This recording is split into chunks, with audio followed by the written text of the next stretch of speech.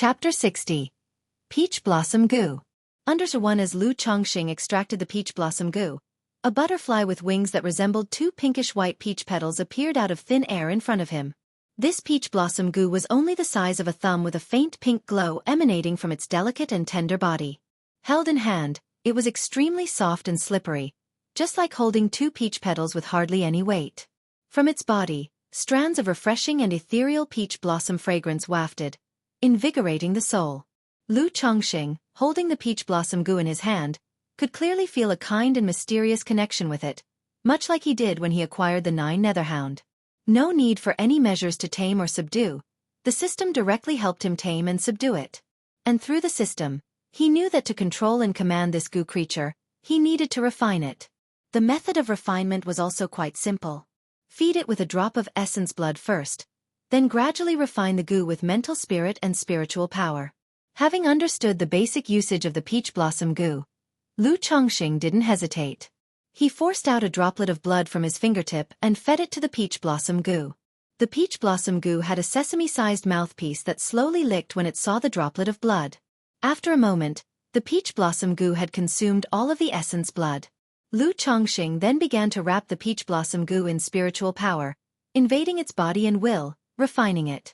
For many goo cultivators, refining a goo worm was an extremely dangerous affair. Although the goo worm did not possess much intelligence, it still had life as a being and an inherent will to survive. Facing the cultivator's refining, it naturally resisted instinctively. Even some fierce and tyrannical goo worms would backlash against the refiner.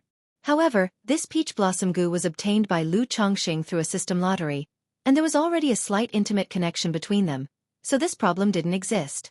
Under his spiritual power refinement, the peach blossom goo not only did not resist in the slightest, but it even actively cooperated, allowing Lu Chongqing's spiritual power to enter its body to be refined. Lu Chongqing didn't have to exhaust his mental spirit to suppress the will of the peach blossom goo. An hour later. Phew! Lu Chongqing looked at the partially translucent peach blossom goo in his hand and exhaled a long breath. It wasn't that the refinement was complete, but rather, his spiritual power was exhausted, and he needed to rest and recover it. If this peach blossom goo had not been obtained through the system lottery, with my current cultivation strength, I would not have been able to refine it at all, nor would it have been possible to succeed in the refinement. Not to mention there might have been a backlash, injuring myself. He couldn't help but shake his head. For the past hour, he had used all his spiritual power to refine the peach blossom goo. Yet his spiritual power was depleted, and he had refined less than 1/10 of the peach blossom goo. Bear in mind, this was while the peach blossom goo was fully cooperative. If the peach blossom goo had offered even a slight resistance, he would have encountered an insurmountable challenge in refining it. However, this also shows that this peach blossom goo is even more extraordinary. It is not a goo that an ordinary energy refinement cultivator can come into contact with, and only a cheat like me, with the help of the system, could obtain something far beyond one's own stage, he mused. Now is a good time to restore my spiritual power and see what changes have occurred after my spiritual root advanced to 8th grade. Lu Chongqing began to sit in meditation, cultivating and restoring his spiritual power. He also wanted to see what changes had taken place after his spiritual root progressed from 9th grade to 8th grade. An hour went by. Lu Chongqing opened his eyes. After the meditation, he found that his cultivation speed had not significantly increased after his 9th grade spiritual root advanced to 8th grade. It had only improved by about 10%.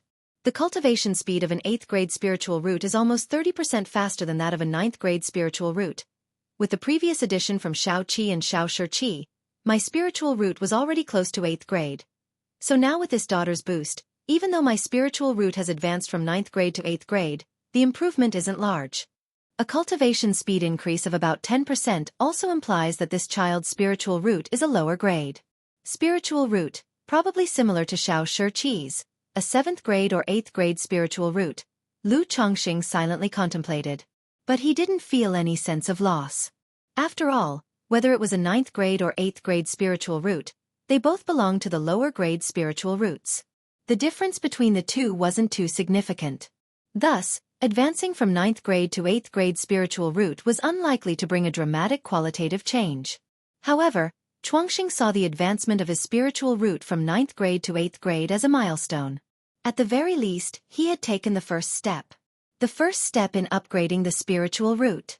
In the future, as long as more children possess a spiritual root, his spiritual root would eventually be able to advance step by step, ascending from a lower grade spiritual root to middle grade, then upper grade. Even the legendary Earth Spirit Root. Heavenly Spiritual Root. Spiritual roots are not only related to the speed of cultivation, but also to the bottlenecks in cultivation. After my 9th grade spiritual root advanced to the 8th grade, I wonder how much it will help me break through the bottleneck at the 4th level energy refinement. Lu Chongqing couldn't help but think to himself. Beyond influencing the speed of cultivation, the grade of a spiritual root also affects the cultivation bottlenecks. The better the spiritual root, the weaker the bottleneck. Like now, he was stuck at the bottleneck of breaking through from the 3rd level energy refinement to the 4th level. But with a middle grade spiritual root, this bottleneck might not even exist. Previously, Lu Chongqing read in a book that for spiritual roots of the level of Earth Spirit Root and Heavenly Spiritual Root, there is no such thing as a bottleneck from the entire Qi refinement all the way to the foundation establishment stage. It's a completely unobstructed journey of cultivation, and in the future, it would be possible to break through to the core formation stage. And to condense a superior gold core. Lu Chongqing didn't continue to dwell on these thoughts as they were still far too distant from him. He rose from his study and went into the practice room to continue his cultivation and replenish his spiritual power. The next day, Lu Chongqing got up and went to the library at Qingzhou Villa, searching for books on the topics of destiny and the way of the Gu. However, within the Lu family, there were no books on the concept of destiny, and the Gu way was also not detailed in any of the books. Only in an ancient tome did he find a brief introduction to Gu insects. For example, the quality of Gu insects was divided into mundane Gu, spirit Gu, mysterious spirit Gu, earth spirit Gu, heavenly spirit Gu, and immortal Gu, 6 levels in total. With immortal Gu being of a level like that of the true spirit bloodline in demon beasts, it naturally belonged to the realm of legend. Even the earth spirit Gu and heavenly spirit Gu were the stuff of legends, extremely rare. This gave Lu Chongqing a rough idea of just how precious the peach blossom Gu was. It was probably close to a 9 netherhound with a heavenly grade bloodline. Furthermore, Gu insects can continuously transform and grow, divided from low to high into first transformation, second transformation, third transformation, fourth transformation, fifth transformation. Corresponding to the cultivator's stages of Qi refinement realm, foundation establishment stage, core formation stage, nascent soul stage, divinity transformation stage. Like the peach blossom Gu that Lu Chongqing acquired, it naturally belonged to the first transformation. In the time that followed, besides daily meditation and cultivation, talisman making, Lu Chongqing also found time to refine and fuse with the peach blossom Gu. Thinking of quickly assimilating the peach blossom Gu to see its exact effects. After all, Lu Chongqing was quite looking forward to improving himself and his peach blossom luck. Half a month later, Lu Chongqing finally fully assimilated the peach blossom Gu. At this moment, he felt a strange connection with the peach blossom Gu in front of him. It was as if the peach blossom Gu had become a part of his body. At the same time, he came to understand the peach blossom Gu in detail. Peach blossom Gu feeds on peach blossom luck. The more prosperous the host's peach blossom luck, the faster the peach blossom Gu would grow.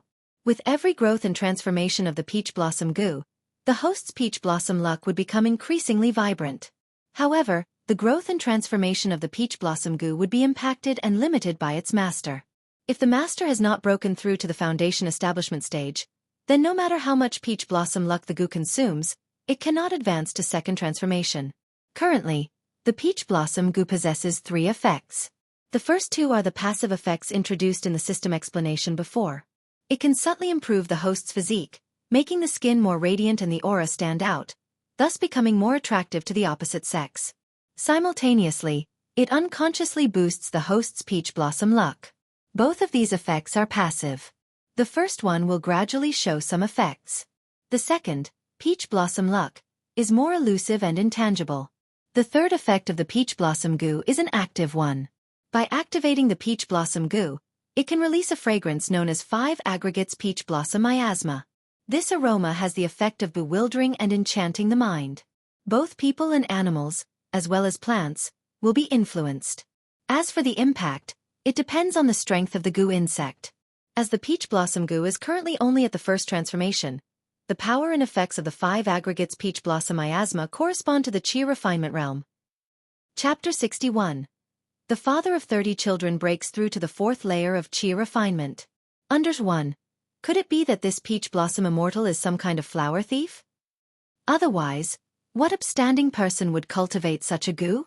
Not only does it shape an attractive appearance to the opposite sex, but it also enhances one's peach blossom luck, and employs such despicable methods. Having fully grasped the effects of the peach blossom goo, Lu Chongqing couldn't help but shake his head.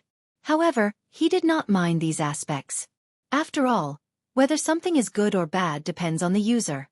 Being an upright gentleman like himself, even if the peach blossom goo was indecent, he would put it to good use. The next moment, Lu Chongqing put away the peach blossom goo. The peach blossom goo flew directly to the center of his forehead, forming a pink peach blossom petal mark on his brow. In the time that followed, this peach blossom goo would subtly improve his physical condition and imperceptibly boost his peach blossom luck. Lu Chongqing touched the peach blossom mark on his forehead, and with a thought, the mark immediately dimmed and disappeared from view. Normally, if he didn't use the peach blossom goo, this peach blossom mark could stay hidden from view. It would only appear when he used the 5 accumulations peach blossom miasma. Otherwise, it would be rather odd, and somewhat effeminate, for a grown man to have a peach blossom mark on his forehead. I'm here on Qingzhou Mountain all day and never go out. I wonder if this peach blossom luck will be of any use? Thinking about that young miss, Lu Chongqing couldn't help but feel a sense of expectation. He left the practice room to see that the night had already grown dark outside. Lu Chongqing went to a secluded courtyard, picked up Zhou'er and Shu'er, his 2 favored concubines, and carried them to the bedchamber to start his efforts. He had been giving both of them special attention lately, but neither had become pregnant yet. Lu Chongqing was not concerned about this. He had checked and found nothing wrong with the women's health. They were fertile. With persistent efforts, success would come sooner or later. Moreover, such matters were not only about the results, but also about fully experiencing and savoring the process. Afterward, hiss, Lu Chongqing lay back comfortably on the bedchamber, his palm gently stroking the 2 women's red and blue hair, as smooth as satin. Despite having shared the bed and been attended to many times over such a long period, he still found himself insatiable, feeling immense enjoyment. 6 days later, Lu Chongqing found out that Shu'er had successfully conceived, and there was a new breath of life in her womb. Likewise, after his nightly unwavering efforts, 1 month later, Zhou'er also successfully conceived. Counting the children in the wombs of these 2 favored concubines, Lu Chongqing calculated that the total number of his children was exactly 30. Not long ago, his 24th child was born. That meant that once the remaining 6 children were born, the system might give out child money. He was still very much looking forward to the system's child money. After all, at this stage, he couldn't count on his children at all, and could only rely on the system to lend him a hand. In the blink of an eye, another month had passed. He had been refining the peach blossom goo for over 2 months now. At first, Lu Chongqing had been quite expectant of the peach blossom goo. But as the 2 months passed, he felt that he hadn't undergone any changes, nor had the so-called peach blossom luck appeared. This caused his anticipation to nearly vanish. He no longer paid any attention to the peach blossom goo.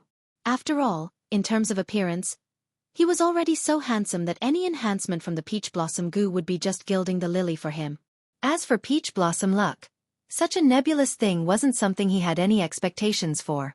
On this day, inside the practice room, while Lu Chongqing was sitting in meditation and refining qi, he suddenly felt a throb. The bottleneck where he had been stuck at the 3rd level energy refinement for a year finally showed a trace of loosening. The 4th elder had provided him with guidance on his cultivation practices, helping him understand that this sense of loosening was the opportunity to break through from the 3rd level energy refinement to the 4th level. He instantly took out a yellow dragon elixir from his storage bag and swallowed it, then grasped several spirit stones, closed his eyes to concentrate, and rapidly circulated the returning origin technique. No sooner had the elixir entered his body than it dissolved, rapidly depleting under the operation of spiritual power, as spiritual energy from the spirit stones in his hand surged into his body. Lu Chongqing's spiritual power circulated faster and faster. His spiritual pressure grew greater and greater, even carrying a sense of irresistibility. After a long time, boom! Lu Chongqing's entire body shook violently. his hair and vestment robe dancing. Filth was secreted from his pores, making his body suddenly feel as light as if it were floating. The spiritual energy in his Dantian sea was no longer strand by strand. Instead, it intertwined like streams. Fourth level energy refinement, spiritual energy like streams, the body excretes worldly filth. I've finally broken through to the middle stage of energy refinement. Lu Chongqing opened his eyes, feeling the stream-like spiritual power circulating within him. A sense of joy naturally emerged. A year ago, he had already practiced up to the peak of the third-level energy refinement. But he had been stuck for a full year until today when he was finally able to break through. He felt that if it weren't for his 9th grade spiritual root advancing to an 8th grade more than 2 months ago, he would probably have been stuck for even longer. No wonder Hong Yi remained at the 3rd-level energy refinement for 3 or 4 years without breaking through to the 4th level. Lu Chongqing also understood why Hong Yi had stayed at this realm for so long. In Qingzhou Valley, he enjoyed the benefits of a 2nd-grade spiritual vein. His meals consisted of jade bamboo rice, demon beast meat, and spiritual vegetables. He drank spiritual tea and occasionally indulged in spiritual wine, and every month he had a yellow dragon elixir to assist his cultivation. Even under these circumstances, he was still trapped by the bottleneck for so long.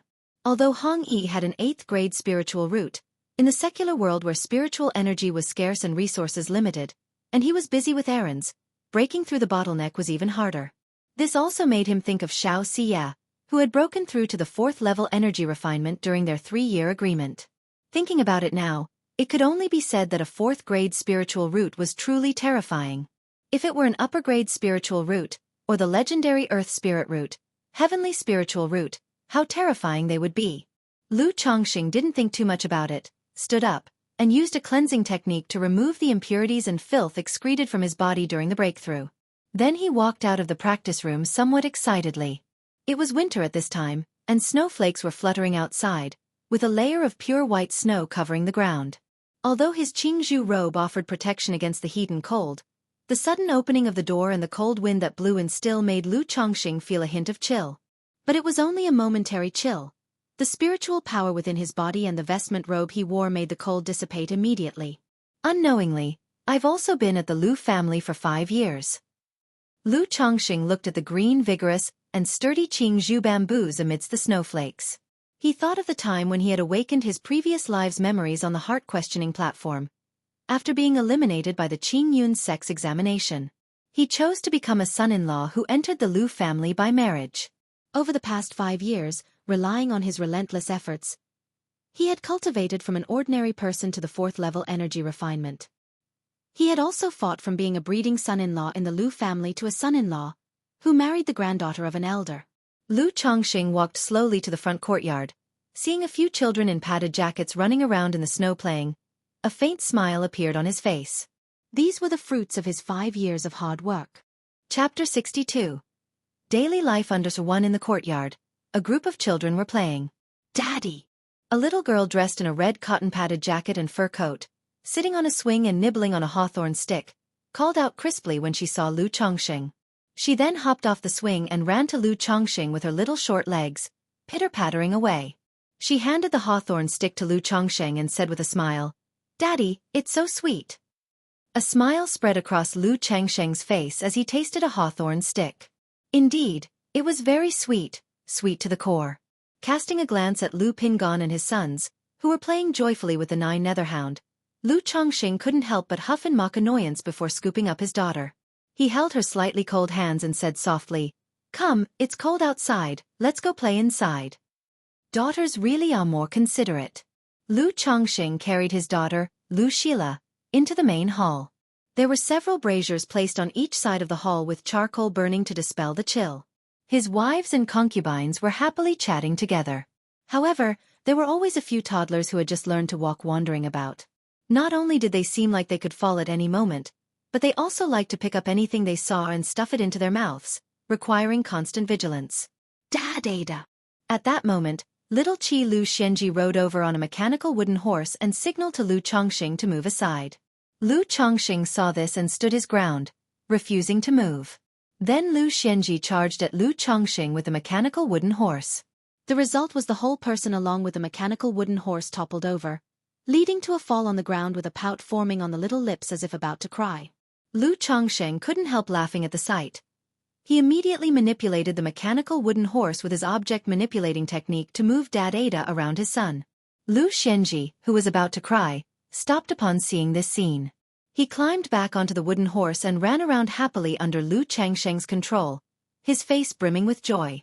This child had a spiritual root, but he was not precocious or particularly sensible and was just like a normal child. Daddy, hug.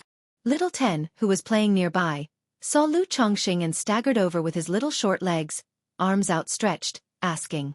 With one hand holding Lu Shila, Lu Chongxing picked up Little Ten with the other. Seeing her holding a white jade bun, he said, "Give Daddy a bite." Little Ten thought for a moment, then lifted the bun in her hand to him. "Daddy will show you how to eat a big bun in one bite," Lu Chongxing said and, in one bite, devoured the white jade bun that was as big as an adult's fist from Little Ten's hand. He astonished Lu Shila, Little Ten, and a few other small ones nearby, who all stared with wide eyes. But the next moment, Little Ten looked down at her empty hand. "Where's my bun?" Looking at Lu Chongxing smacking his mouth, she pursed her lips in a pout, her face on the verge of tears.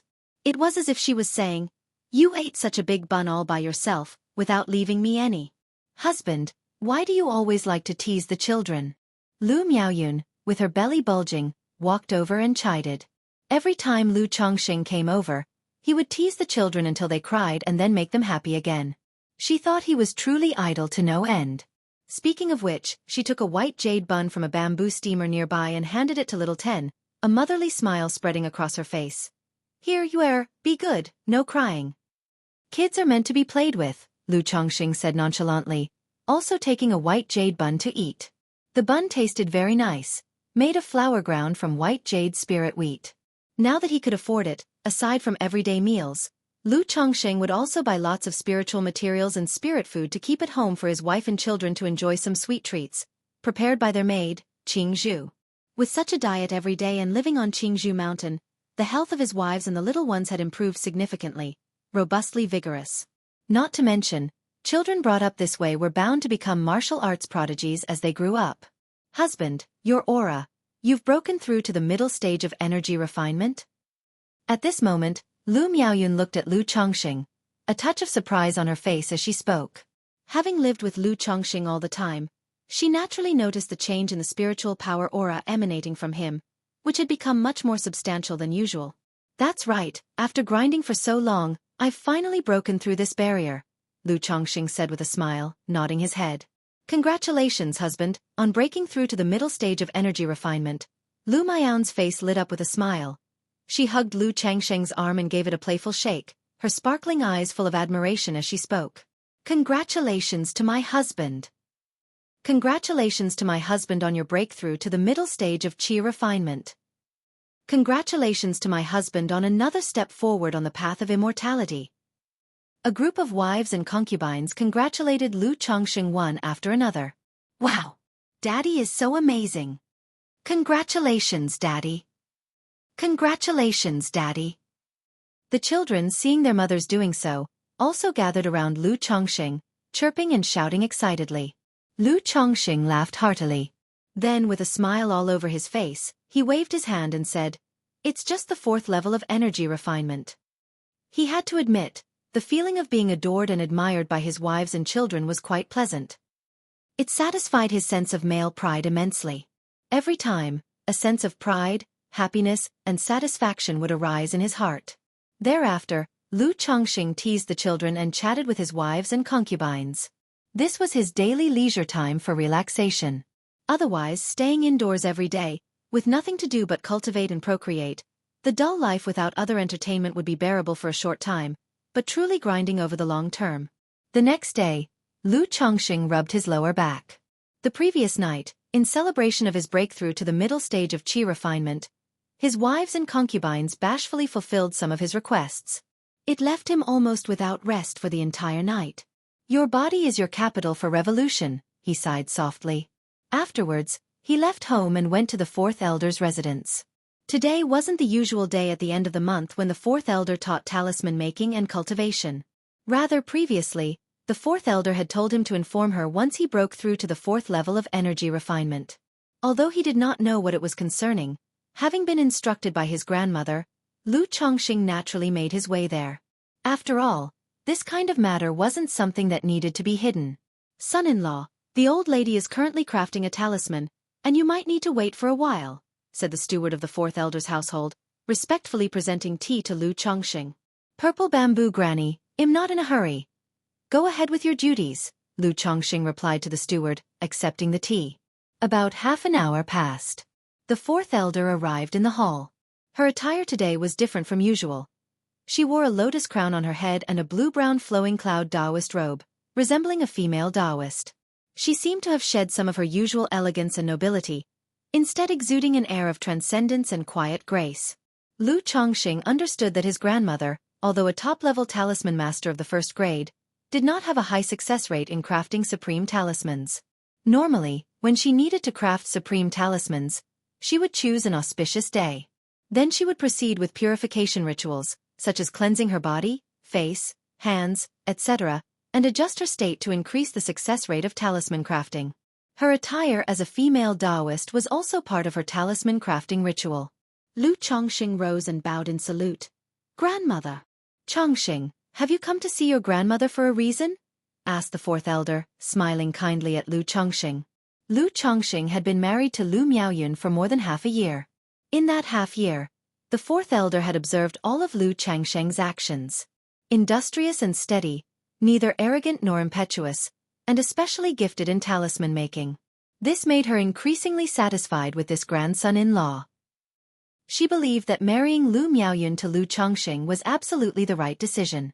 She even started to become unconcerned about Lu Chongqing having a multitude of wives and concubines. Because she had realized that Lu Chongqing was not as she had known, immersed in the pursuit of female company all day. In this half year, he had not neglected his talisman-making duties, and his performance only improved. Chapter 63. Managing the Spiritual Talisman Shop under 1, HM? Chongqing, have you broken through to the fourth level energy refinement? At this moment, fourth elder noticed the change in spiritual power emanating from Lu Chongqing's body, her face revealing a surprised yet delighted expression. Although Lu Chongqing had used the aura concealment technique to hide his internal spiritual power, his mastery of the technique was not profound, merely at the stage of basic proficiency. After all, once he had learned the basics of these fundamental spells, he did not spend too much time or thought on them. As fourth elder possessed the strength of the ninth level energy refinement, with careful observation, she could easily discern the changes in Lu Chongqing's cultivation level. Yes, Chongqing just broke through to the fourth level energy refinement yesterday, so I came today to inform grandmother. Lu Chongqing nodded and responded aloud. Good, good. I didn't expect you to break through to the fourth level energy refinement so quickly, much faster than grandmother had anticipated, fourth elder said as she sat down next to the chair, smiling. Tell me, grandmother, said Lu Chongqing, somewhat puzzled. What could someone at his level of fourth level energy refinement do? Our Lu family has a spiritual talisman shop in Nine Dragons Market, and I've been thinking of having you manage it, fourth elder stated. Manage the spiritual talisman shop? Lu Chongqing was somewhat astonished upon hearing this. Being a cultivation family, the Lu family naturally had various sources of income. For instance, the mountainous green spiritual bamboo and Bu spiritual bamboo were among the family's main sources of income. The spirit rice, spirit vegetables, and spiritual medicine that they usually cultivated were also sold in the marketplaces in excess of their personal needs. That's why the Lu family also had their own shops in some marketplaces. He knew Nine Dragons Market was a large marketplace relatively close to Qingzhou Mountain, established by the dominant power in the area, the Qingyun sect. Having been with the Lu family for so many years and entering its core circles, he had come to understand much more about the family's affairs. Families like the Lu family of Qingzhou Mountain, although they claimed to be independent powers, were actually under the rule of the Qingyun sect. Every year, they were obliged to offer a tribute to the Qingyun sect. This was also why Lu Yuanding had been able to go to the Qingyun sect's mountains and recruit discarded disciples for marriage alliances. If you were a power with no connections to the Qingyun sect, would you dare to do such a thing? Back when the Lu family of Qingzhou Mountain and the Chen family of Red Leaf Valley fought over the ownership of a spirit stone mine, both families' foundation establishment ancestors had taken action. In the end, it was an elder of Qing Yun's sect who intervened to mediate and called a halt to the conflict, telling both families to cease their fight. Of course, the final verdict was that the Qing Yun sect took 40% of the mine's profits, leaving the remaining 60% to be evenly split between the Lu family and the Chen family, at 30% each. When Lu Chongqing first heard about this, he couldn't help but sigh. Truly, power was the supreme rule. The Lu and Chen families fought to the death over the spirit stone mine's profits, and then the Qing Yun sect simply came and took away 40%, with the two families daring not say a word. The fact that this spiritual talisman shop was located in Nine Dragons Market also indicated that among the Lu family's numerous shops, it was quite a decent one. Unexpectedly, Fourth Elder was actually suggesting to put such a shop under his management. Yes, I had previously left Miaoga in charge of the spiritual talisman shop, Fourth Elder confirmed. But as you know, Miaoga has now been promoted to middle-grade talisman master and is preparing to charge at the 7th level energy refinement, so she really doesn't have the time or energy to spare. That's why I thought of letting you learn to manage it, she continued. Your grandmother was somewhat apprehensive about you before, but now that you've broken through to the 4th level energy refinement, she feels much more at ease. Consider it a form of practice. Once you're familiar with it, grandmother will hand over the management of the spiritual talisman shop to you directly. The tasks are quite simple. Keep an eye on the shop, replenish stock every month, and guide the apprentices occasionally. During this period, your grandmother will also provide you with an additional stipend. The Fourth Elder picked up the tea, took a gentle sip, and spoke slowly. In the Lu family, apart from Lu Chongqing, there are a total of 3 talisman masters. Her, Lu Miaoga, and a Lu family disciple who had recently advanced to an elementary talisman master. Now Lu Miaoga needs to concentrate on talisman making and spend time cultivating. She simply doesn't have much leisure time to manage the shop. That Lu family disciple has only just become an elementary talisman master, clearly not suitable. And Lu Chongqing is not only a middle-grade talisman master but also her grandson-in-law. She has been quite satisfied with his performance over the past 6 months, essentially recognizing Lu Chongqing as one of her own. So she thought of entrusting the shop to Lu Chongqing. That would spare them the trouble of hiring a talisman master to preside over the shop. And it would also give Lu Chongqing a chance to get involved with the Lu family business, to gain experience and to have a look around outside. After hearing the Fourth Elder's words, Lu Changsheng's first impulse was to refuse. He just wanted to live a stable and low-key life in the Lu family. But with the Fourth Elder putting it that way, it would be hard for him to refuse when he had no good reason to do so. After all, in a cultivation family like the Lu family, members enjoy the benefits and treatment the family provides. At a certain age and level of power, they all have to contribute to the family. People like Lu Miaoga, who are talented and also possess an aptitude for talisman making, and who is the daughter of the family head, are no exception. Since he married Lu Miaoyun, he was now considered a member of the Lu family, and naturally could not avoid such matters. Moreover, the Fourth Elder intended to entrust him with managing the spiritual talisman shop, which was a kind gesture for his benefit. It would not only bring him an additional income but also put him in charge of some business. He would get to know more things, and his status within the Lu family would also rise significantly. Chongqing will abide by grandmother's arrangements, Lu Chongqing said after a moment of thought, bowing in response. He also understood that it was unrealistic for him to expect to stay in the Lu family indefinitely without stepping outside or doing anything and still advance to foundation establishment. Since that was the case, he might as well agree. Nine Dragons Market, established by Qing Yun's sect, was a large marketplace with foundation establishment great cultivators standing guard. Inside the market, few dared to cause trouble. If he were to manage the spiritual talisman shop, he wouldn't need to worry too much about danger. Furthermore, taking care of the shop would mean an extra source of income.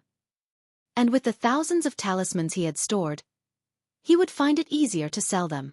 When it came to buying materials for cultivating the 100 refinements treasure body art, it would be much more convenient.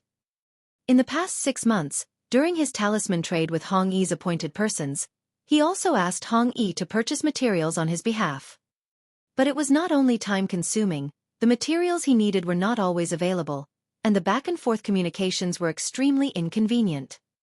If he went to Nine Dragons Market himself, buying whatever materials he wanted in the future would become very convenient. The only downside was that life in Nine Dragons Market wouldn't be as comfortable as it was now. Without the benefits of a second-grade spiritual vein and his wives not by his side, he would fall behind in childbearing. However, if he went to the market, he could also look into taking a few fairies with spiritual roots as concubines. After all, when it comes to having children, especially those with spiritual roots, taking concubines is necessary. Perhaps his useless peach blossom goo might prove to be somewhat effective. At the moment, Lu Chongqing felt that he hadn't encountered any romantic luck simply because he never left the house, thus the peach blossoms couldn't find their way to him. All right, then it's settled. When Miaoge returns in a few days, you'll go with her, the fourth elder agreed with a smile. Yes, grandmother, Lu Chongqing nodded in agreement. Afterwards, he took 2 boxes of spirit fruit pastries back home from the fourth elder's house. Chapter 64. The hard-working Li Feiyu underwon. After returning home, Lu Chongqing spoke to his wives and concubines, including Lu Miaoyun and Chu Zhenjin, about his plans to travel to Nine Dragons Market in some time. His wives and concubines reacted with mixed feelings upon hearing this news. They were pleased that Lu Chongqing was taking responsibility for the family's enterprise, which was a good thing and demonstrated the Lu family's esteem for him.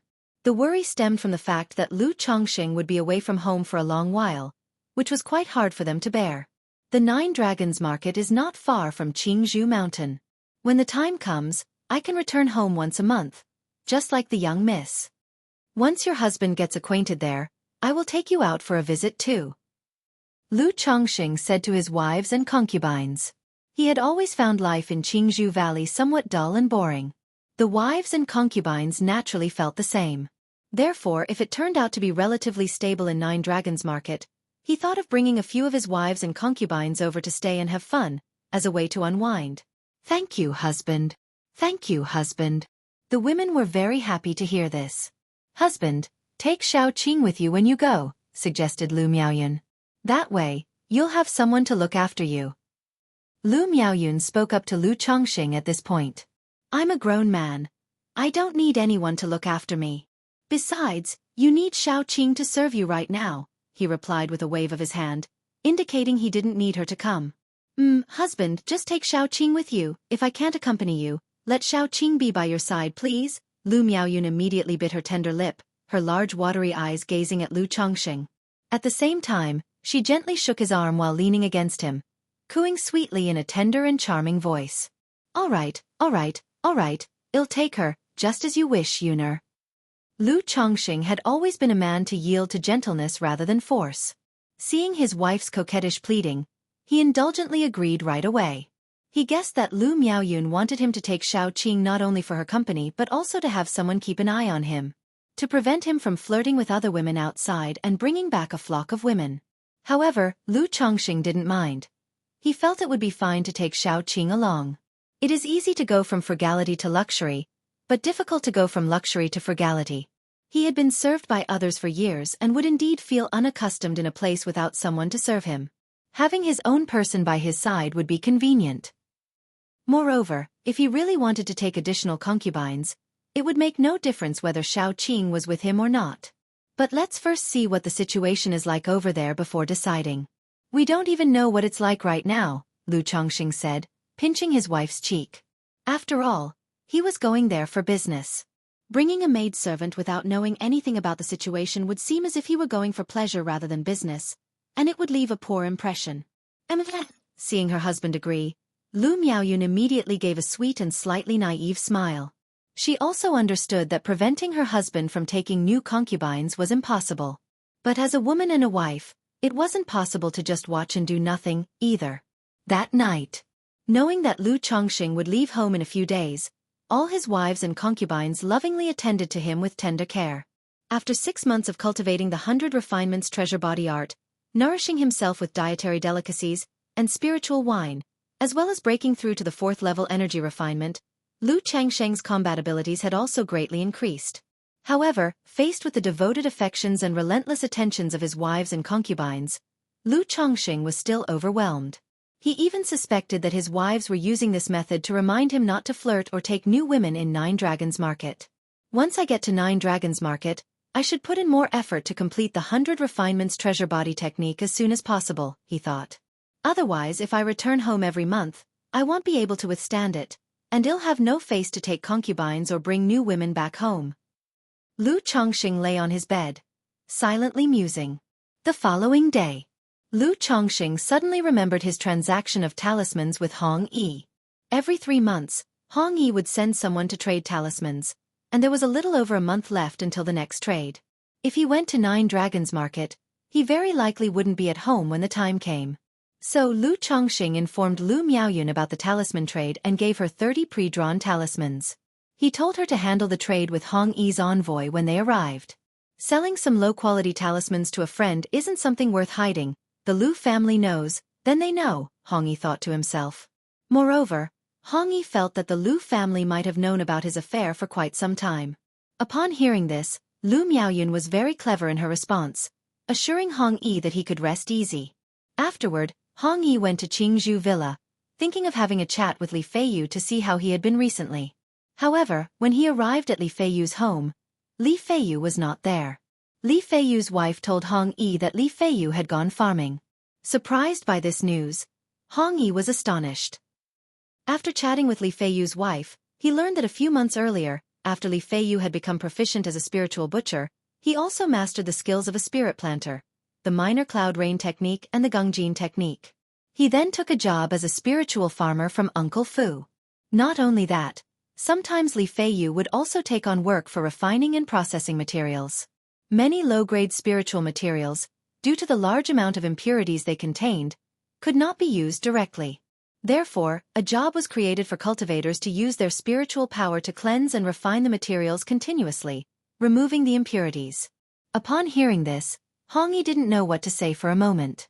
He couldn't help but sigh, thinking that cultivation was hard, but survival was even harder.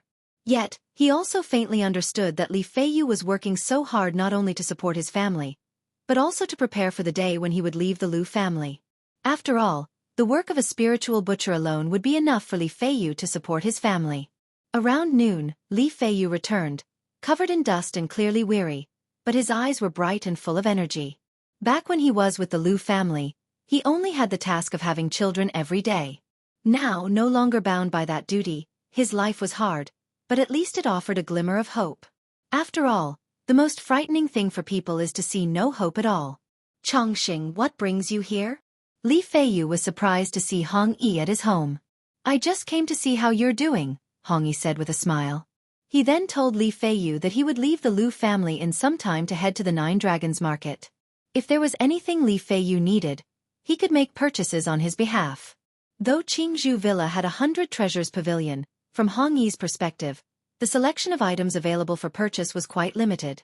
At the Lu family, valuable items required an application and expenditure of family contributions. Li Feiyu, of course, had nothing to buy. He simply told Hong Yi to be careful outside, and shared some experiences and precautions for traveling out in the world. While what Li Feiyu spoke about pertained to the secular world of martial artists, these principles were equally applicable in the cultivation world. Then, Hong Yi also told Li Feiyu that if there was anything he needed help with, he shouldn't hesitate to ask, and not be embarrassed about it. It would be a real loss if Li Feiyu were to wear himself out with his efforts in the Lu family. Upon hearing this, Li Feiyu somewhat awkwardly requested to borrow some spirit stones. He explained that while working as a spiritual butcher, he learned that the Lu family raised a type of spiritual hog known as black hogs. These black hogs could be sold for around 50 spirit stones each after 3 years of raising. In the past 6 months, he had mastered the breeding process and methods for these black hogs and wished to raise 2 on his own.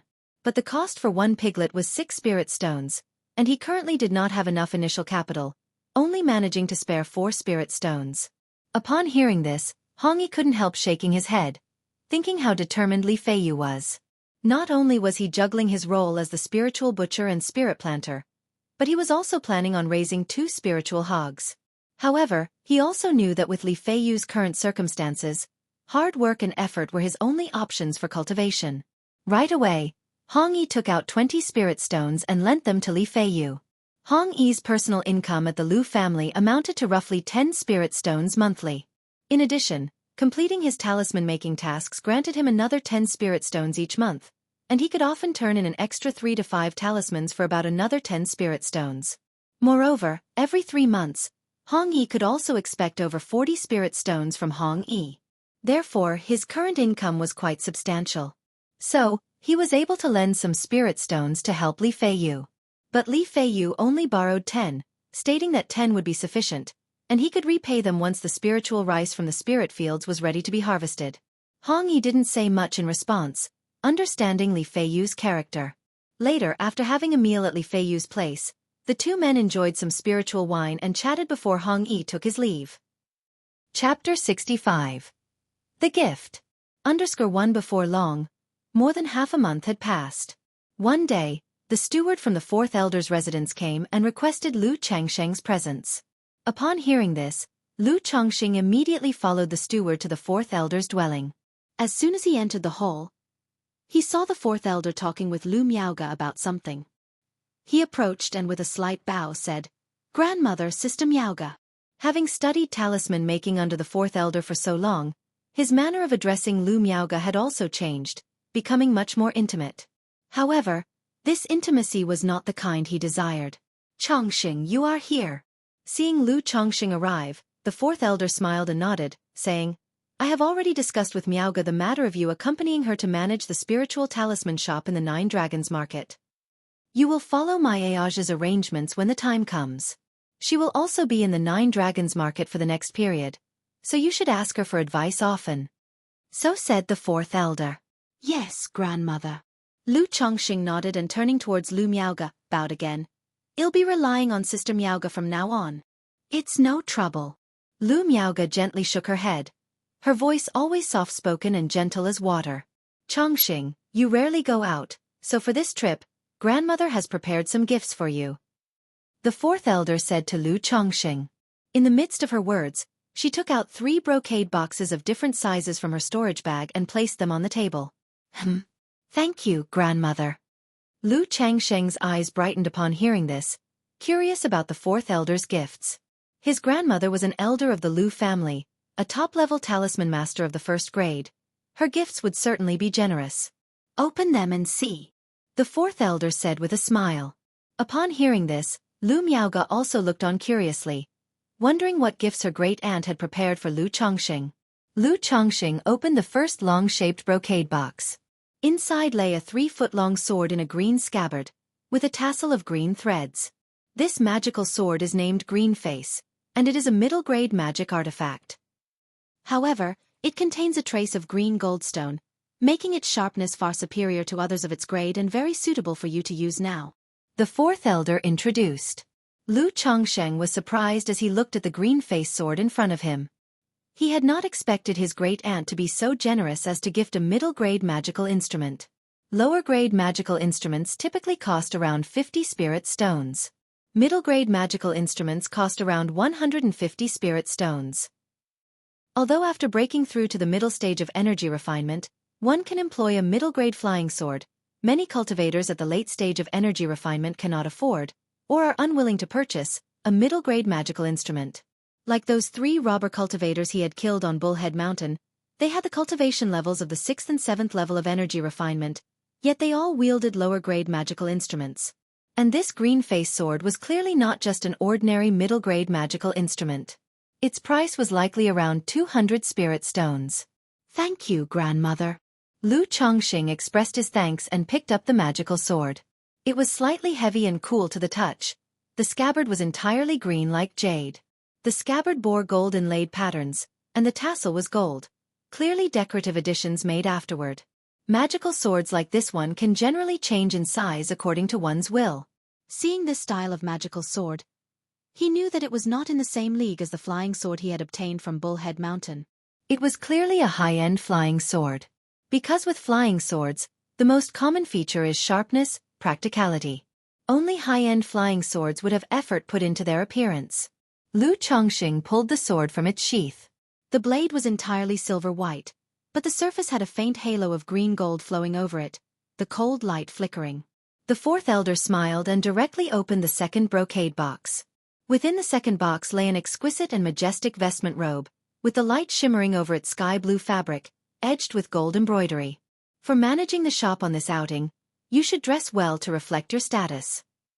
This is a middle-grade magical robe with a total of 7 magical array effects. Size adjustment, dust avoidance, springtime warmth, wind transformation, concealment, spirit concentration, and body protection. I won't go into detail about the first 3 effects, as they are similar to the ones on your current Qingzhou robe. Wind transformation allows fierce winds to be softened into gentle breezes. Grandma has applied for an iron feather eagle from the family for you, so your future travels to and from the 9 Dragons marketplace will be much more convenient. The wind transformation effect of this robe will allow you to ride the iron feather eagle without being affected by strong winds, without the need to expend mana to resist them. Grandma knows you don't like to show off. The concealment function allows the robe's radiance to be contained, making it appear like ordinary clothing and not attracting attention. The spirit concentration effect can gather a small scope of concentrated spirit energy, which is somewhat helpful for your cultivation. The body protection effect can passively trigger a body protecting technique when you're in danger, capable of blocking a single hit from a cultivator at the 7th level energy refinement. The 4th elder spoke slowly, introducing the magical robe to Lu Chongsheng. Upon hearing this, Lu Changsheng's face lit up with surprise. A middle-grade magical robe. The robe he was currently wearing was the Qingzhou robe awarded to him by Lu Yuanding for being the first child born into the Lu family. It didn't even count as a lower-grade magical instrument. It had only 3 basic effects: size adjustment, springtime warmth, and dust avoidance. But this middle-grade magical robe boasted 7 effects in total. For more than the original, including spirit concentration, wind transformation, concealment, and body protection. Especially body protection. The ability to passively trigger a body-protecting technique when in danger, capable of blocking a single hit from a cultivator at the middle stage of energy refinement, was incredibly delightful to Lu Chongqing. With this robe, he no longer had to worry about being ambushed by other martial artists or cultivators up close. Thank you, Grandma. Lu Chongqing bowed his hands in gratitude once again, his face full of joy. In this moment, he couldn't help but feel appreciative of his grandmother's generous gesture. A middle-grade magical instrument was worth 150 spirit stones. That usually referred to magical swords and the like. The price of a robe would be considerably higher. This middle-grade magical robe was estimated to be worth 200 spirit stones. With the green face sword and this robe, the cost was over 400 spirit stones. And what's more, this gift was not just expensive, his grandmother had also put a lot of thought into it, covering every aspect thoroughly. Lu Chongqing had thought he would be riding a spirit steed to the 9 Dragons marketplace.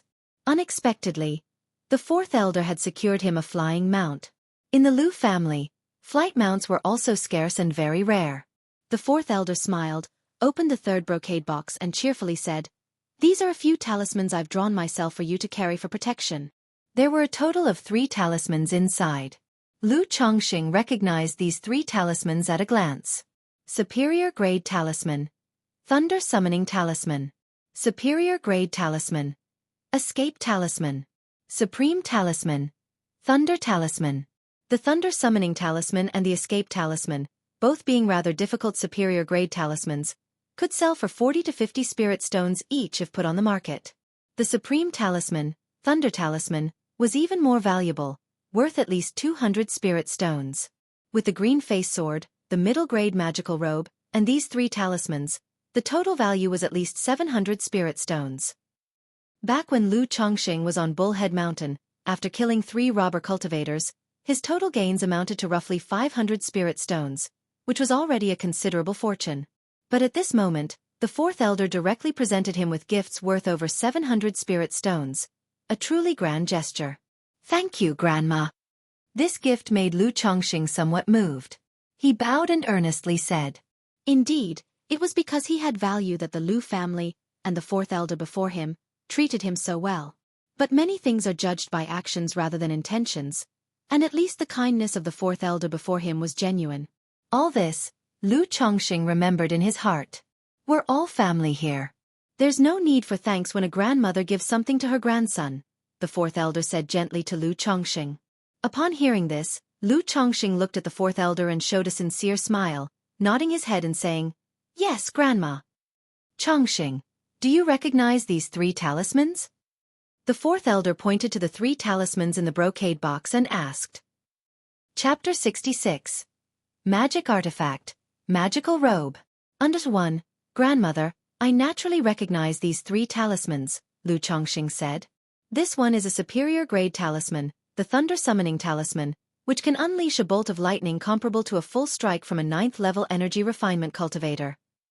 This is a superior grade talisman, the Escape Talisman, which, when used, can conceal one's form and burrow into the ground, escaping several miles away. And this is a Supreme Talisman, the Thunder Talisman, releasing a bolt of lightning upon activation, equivalent to a peak 9th level energy refinement cultivator's full force strike. Lu Chongqing spoke gravely. He could naturally tell that these 3 talismans had been specially prepared for him by the 4th elder, to protect him in case of any danger or mishaps. With these 3 talismans by his side, as long as he didn't encounter a Foundation Establishment great cultivator, he basically had the power to protect himself. That's right, it seems you have been studying seriously, Chongqing. These should not pose a challenge for you. Keep these items, and put on this magical robe for grandmother to see, the 4th elder said with a smile, reaching out her palm and gently touching Lu Chongqing's head with a tender voice. Yes. Lu Chongqing nodded, put away the 3 brocade boxes, and went to a side hall to change clothes. Lu Miaoge, who was at the side, also showed surprise in her eyes upon seeing these 3 gifts. Surprised at how generous her great-grandmother was. Although her great-grandmother was a talisman master and had much more wealth than the average cultivator, cultivators always seemed to spend as much as they earned. There was no habit of saving money. They would instead convert all resources into personal cultivation and strength. Therefore, this gift worth more than 700 spirit stones could really be considered a grand gesture.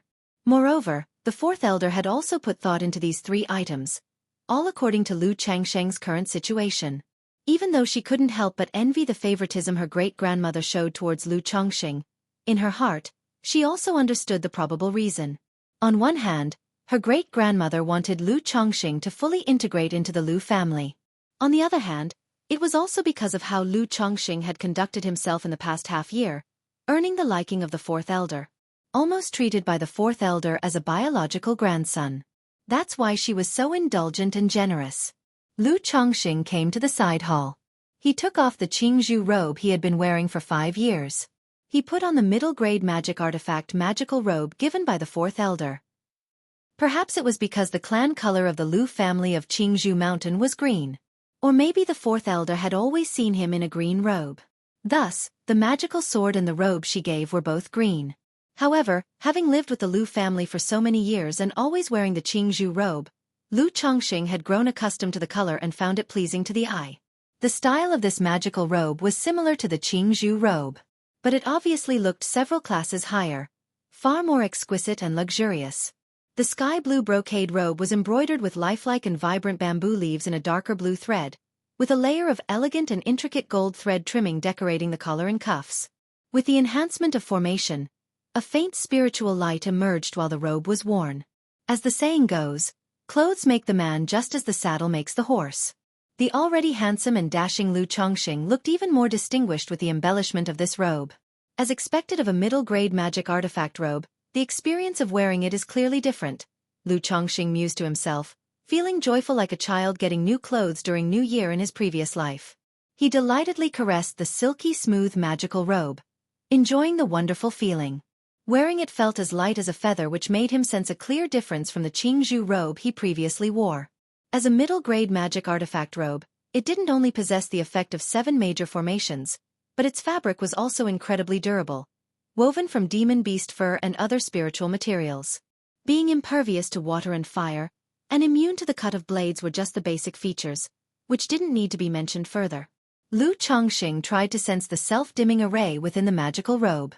Instantly, the spiritual light on the magical robe faded and became restrained, and the fabric appeared plain. It now looked like a rather exquisite piece of brocade clothing. That looks much more normal, otherwise it's too conspicuous, practically telling others, I am a fat sheep. Lu Chongqing looked at the now discreet appearance of the magical robe and clicked his tongue. He thought highly of the effect of the self-dimming array, finding it perfect for himself, and decided that in the future, his clothes must have this feature. Then, he switched the self-dimming array off, letting the robe shine with spiritual light again. He attached the green-faced sword to his waist and walked out of the side chamber with a composed and serene demeanor. Inside the main hall, when the fourth elder saw Lu Chongqing, with his handsome clear-cut features, tall and slender figure, wearing a sky-blue vestment robe with embroidered golden bamboo edges, and a jade-long sword at his waist, his eyes lit up. A gentle and rich expression appeared on his gentle face, as he said with an affectionate smile of an elder, "Not bad. It seems my Chongqing was born to wear such magical robes, very handsome." Having practiced the immortal beauty technique for so many years and having received the peach blossom goo, Lu Changsheng's face could certainly be described as striking, with an extraordinary temperament. In terms of the immortal beauty technique, it was an outstanding peak, a half-step beyond the ordinary. With handsome features and a gentle temperament, his deep-set features came together just right, making him extremely pleasant to look at. It was like basking in the spring breeze. Now donning the magical robe with spiritual light circulating around him, the gentle and unhurried elegance of his temperament gained an air of immortality as if he were in exile from the heavens. "It's all thanks to grandmother's good eye for clothes." Lu Chongqing responded generously, his temperament soft and gentle as jade or a spring breeze. "Grandmother speaks the truth, Chongqing. You truly fit this kind of magical robe tremendously, giving off an aura of immortality," the fourth elder said with a smile. Then he looked towards Lu Miaoge. "Right, Miaoge?" Lu Miaoge, standing to the side, looked at Lu Chongqing. She had to admit that he looked indeed very handsome. She had seen men with better looks than Lu Chongqing before, but she had never seen someone like Lu Chongqing, who had a harmonious blend of features, skin, physique, posture, and temperament. There was an indescribable harmony and comfort to his presence, making him exceedingly pleasant to behold, naturally engendering goodwill in others. Especially at this moment, with the robe's spiritual light swirling around him, it perfectly complemented Lu Changsheng's physique and aura. He bore quite the air of a celestial being. Brother-in-law Chongqing really suits this kind of magical robe. It's also thanks to great-grandma's discerning taste in knowing what clothes suit Chongqing best, Lu Miaoge said with a light smile, her voice as gentle as a cloud. Lu Chongqing chuckled, not expecting this young lady to have such high emotional intelligence. "Chongqing, remember to go to Lu later to get the iron feather eagle." "I've already spoken with Lu," the fourth elder said with a smile. "In 2 days, you will depart for the 9 Dragons Market with Miaoge. Spend these next 2 days at home, keeping Miaoyun and the others company." The fourth elder walked up with a smile, straightened Lu Changsheng's collar, and smoothed out the creases of the robe. This caring and doting gesture from an elder moved Lu Chongqing deeply. The heart is made of flesh. Over the past 6 months, this fourth elder had been nothing short of wonderful to him. He nodded and replied, "Rest assured, grandmother." After that, the fourth elder gave further guidance to him and Lu Miaoge on talisman making. At present, Lu Changsheng's talent for talisman crafting was on the right path. The fourth elder and Lu Miaoge had also more or less come to accept that Lu Chongqing was indeed a 1 in a million talent in the talisman path. Lu Chongqing estimated that with another couple of years' practice, he would be able to reveal himself as a superior-grade talisman master. At that time, his standard of living would rise yet another step. He was quite looking forward to it. If he became a superior-grade talisman master, he wondered if the Lu family would marry more sisters to him in order to win him over and deepen his ties with the family. At noon, the two left the residence of the fourth elder. Lu Chongqing made the magical robe's spiritual light discreet and went to Lu Boss' residence to collect the iron feather eagle. Chapter 67. Iron Feather Eagle. _1. Lu Chongqing, you've come to collect the iron feather eagle, haven't you?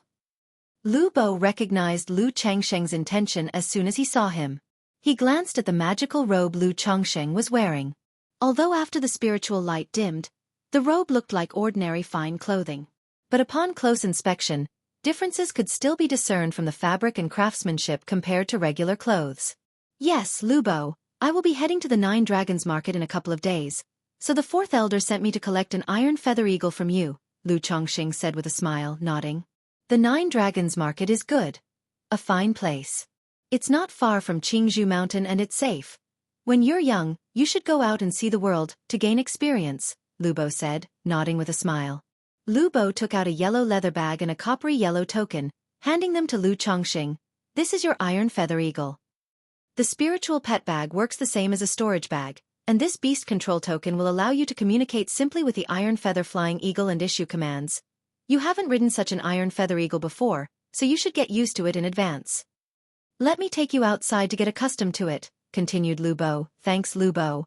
Lu Chongqing replied with a nod as he took the spiritual pet bag and the beast control token, examining them. This was the first time he had encountered such things. He had previously thought about buying a spiritual pet bag for his 9 Netherhound. Later, he considered it unnecessary since he was not going out. Thus he didn't want to waste the money and planned to buy one later. Moreover, Lu Chongqing had no intention of taking the 9 Netherhound with him to the 9 Dragons market. The 9 Netherhound was still a first-grade initial stage demon beast, not of much use if taken outside. Better to keep it at home to continue being a playmate for the children. Thereupon, Lu Bo took Lu Chongqing out of Qingzhou Valley to a spacious open area. Several Lu family disciples were here, practicing their spells and even attempting sword flight. Cultivators at the 3rd level of energy refinement could manipulate a flying sword and thus attempt sword flight. But it was just for the experience of playing around. To truly perform sword flight, one must reach the energy refinement late stage. At that time, the internal spiritual power would be sufficient to support short-distance flight. And a specific flying artifact must be purchased, otherwise, the consumption of spiritual power would still be significant. Lu Bo, Brother Chongqing. Brother-in-law Lu Bo. Upon seeing Lu Chongqing and Lu Bo, these Lu family disciples all greeted them. Hee. Continue with your practice. I'm here to help Chongqing get familiar with the Iron Feather Eagle, Lu Bo said with a nod and a smile toward the group. Upon hearing this, some of the Lu family disciples looked at Lu Chongqing with surprise and envy. One of them asked, Brother Chongqing, are you going out to gain experience? Iron Feather Eagles served as the Lu family's flying mounts, which only a few members of the family and elders could apply for when traveling. Yes, I'm going to the 9 Dragons market in a few days, Lu Chongqing nodded with a smile, not concealing his intentions. After all, this was no secret. SSS. Hearing this, the gaze of the Lu family disciples towards Lu Chongqing became even more envious. In a cultivation family like the Lu family, once a family disciple reaches a certain age and strength, they're arranged to go out and gain experience. It's not just because they can't be supported indefinitely, but to contribute to the family. Only by venturing out for experience and seeking opportunities could one hope for a slim chance to reach foundation establishment. Otherwise, most disciples with average talent had no hope of establishing their foundation in this lifetime. The experience arranged by the family consisted of sending them to work in various marketplaces. These marketplaces naturally varied in quality. Places like the 9 Dragons Market not only had a good environment but also were close to Qingzhou Mountain, making them top-notch destinations. However, only a few outstanding disciples would be arranged to go to the 9 Dragons Market for their experience. For the less fortunate, they might even be assigned to pioneer new territories in certain spiritual lands. They had not expected that Lu Chongqing's arranged outing would not only provide him with an Iron Feather Eagle as a mount but also send him to the 9 Dragons Market. Such treatment was simply enviable. However, knowing that Lu Chongqing was a first-grade middle-grade talisman master, they understood their envy was pointless. They couldn't even dream of becoming middle-grade talisman masters. Even becoming lower-grade talisman masters would be sufficient for a better treatment. Alas, I will also be going out for experience next year. I wonder where I will be arranged to go. In my opinion, as long as it's not pioneering new lands, it's all the same everywhere. The worse and more dangerous the environment, the more opportunities there are. With our talent, if we want to establish our foundation, we have to take the risk. That's right. Although the 9 Dragons Market has a good environment, it is too comfortable and lacks opportunities. But how many can make it through struggle? I'm just an 8th grade spiritual route. I won't even think about foundation establishment. I'd be content to take several wives and concubines like Lu Chongqing in the future. Several Lu family disciples couldn't help but discuss their futures. Despite their dedication to cultivation, they too felt a bit lost about what lay ahead. Lu Bo brought Lu Chongqing to an uninhabited place and said, Lu Chongqing, you can get used to it here. Lu Chongqing nodded, looked toward his spiritual pet bag, and immediately sensed inside a vast eagle with feathers as dark as black iron. His mental spirit gave a slight flicker, and he opened the spiritual pet bag. The iron feather eagle turned into a shadow of dark light and flew out, landing in front of him, standing 2 meters tall with feathers shimmering with a black luster under the sunlight, looking very mighty. Lu Chongqing could faintly sense the emotions of the iron feather eagle through the beast control token in his hand. It harbored some fear toward him. This iron feather eagle has been tamed to lose its wild nature and is very gentle. You can ride it directly. Then, with the beast control token, you just need to give commands with your mental spirit, Lubo said, reminding him from the side. Be careful. At first, don't fly too fast, too high, or too far. Okay, Lu Chongqing replied, nodding his head. He cast the light body skill on himself and with a leap, he landed firmly on the eagle's back. First, he squatted on the iron feather eagle, tightly grasping its black iron-like feathers, then conveyed his command to the eagle through the beast control token. Take off. Instantly, the iron feather eagle flapped its wings vigorously and soared swiftly into the sky. Winds howled around Lu Chongqing, making it difficult for him to even keep his eyes open. But the next moment, the wind dispersion formation in his magical robe was activated, emitting a faint glow, dispersing the howling winds and turning them into a gentle breeze. The other Lu family disciples turned to look over when they heard the commotion. Witnessing Lu Chongqing seated on the iron feather eagle, their eyes were filled with immense envy. After all, it was a flying mount. For low-level cultivators, having a flying mount was not only convenient for travel, but it also made for an impressive spectacle. Is this what it feels like to fly? Lu Chongqing pondered, gripping the iron feather eagle tightly, feeling both nervous and excited. This sensation was entirely different from flying in an airplane in his past life. He did not let the iron feather eagle fly too high. If he were to fall from a great height, at the 4th level energy refinement, he wouldn't be able to withstand the fall. There was a reason the iron feather eagle was used as a flying mount by the Lu family. It flew very steadily. And with the effects of the magical robe dispersing the wind, Lu Chongqing felt extremely stable. After riding for a while, Lu Chongqing gradually loosened up and became comfortable. He let go of his grip and sat cross-legged on the eagle's back, letting the iron feather eagle fly through the air with him. After a few laps, Lu Chongqing had the iron feather eagle land. After all, Lu Bo was still waiting for him below. Chapter 68. Going out for the second time. Under 1. Not bad, Lu Chongqing, you're adjusting quite quickly. Some people are scared of heights and need several days to get used to their first flight. Lu Bo said with a smile after watching Lu Chongqing land. Lu Bo, do you know if this iron feather eagle can carry 2 people when flying? Lu Chongqing asked, looking towards Lu Bo. He felt that the iron feather eagle could carry 2 people without any problems, but he still wanted to ask for confirmation. After all, he planned to take Xiao Qing to the marketplace in a few months. This iron feather eagle is a first-stage initial-level demon beast, not to mention 2 people, it can carry 3. However, with more people, the speed and endurance will both decrease, especially when traveling long distances, Lu Bo said so. He added, remember to take good care of this iron feather eagle. Feed it twice daily with ordinary raw meat, about 30 pounds per meal. Here is a bottle of spirit-nourishing pills. If you're in a hurry and don't have time to feed it, just give it 1 spirit-nourishing pill. Okay, I'm going back first. You can stay here and continue to train, get more used to it. From our Qingzhou Mountain to 9 Dragons Market, it takes 2 full days of flight on the iron feather eagle. As Lu Bo spoke, he took out a porcelain bottle. Thank you, Lu Bo. Then I'll continue to get familiar here. Lu Chongqing nodded in thanks, took the spirit-nourishing pills, and after Lu Bo left, he leapt back onto the iron feather eagle to familiarize himself with flying. It was his first time flying, and he found it refreshingly fun. An hour later, Lu Chongqing was more or less used to the iron feather eagle. He was able to stand directly on the eagle's back and clasp his hands behind him. The vigorous wind, softened by the wind-resisting effect of the vestment robe, turned into a gentle breeze that lightly moved his hair and robe, giving him an exceedingly dashing appearance. Feeling that he had about had enough, Lu Chongqing let the iron feather eagle land and jumped off its back. If only I could switch to a white crane, it would look so much better.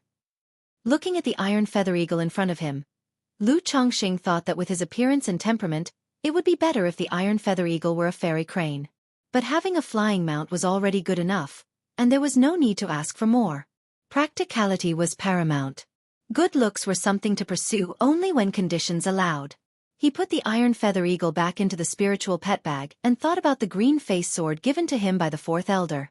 He tried to take it out and play with it. But without anything to use as a reference for attack, he couldn't really feel the sharpness of the green face sword. A middle-grade magic artifact is a bit of a strain for me to use now. I can't wield it for long. After playing around for a while, Lu Chongqing put the green face sword away. The higher the quality of the magic artifact, the more spiritual power it consumed. At his current 4th level energy refinement, he could only wield a middle-grade flying sword. If he were given a high-grade flying sword, he wouldn't have the spiritual power to support it. Of course, this was normal, as the higher the quality of a flying sword, the greater its power. Lu Chongqing didn't continue experimenting and returned the green face sword to the storage bag, then headed home, thinking that after he went to the 9 Dragons market, he could sell the flying sword and flying daggers he had obtained at Bullhead Mountain for some money. Now that he had the green face sword, he no longer needed those. As he reached his house, Lu Chongqing turned on the spirit light effect on his vestment robe. Although this effect was very flashy, Lu Chongqing had to admit that the spirit light indeed looked good, quite eye-catching. This time, heading home naturally meant showing off to his wives and concubines.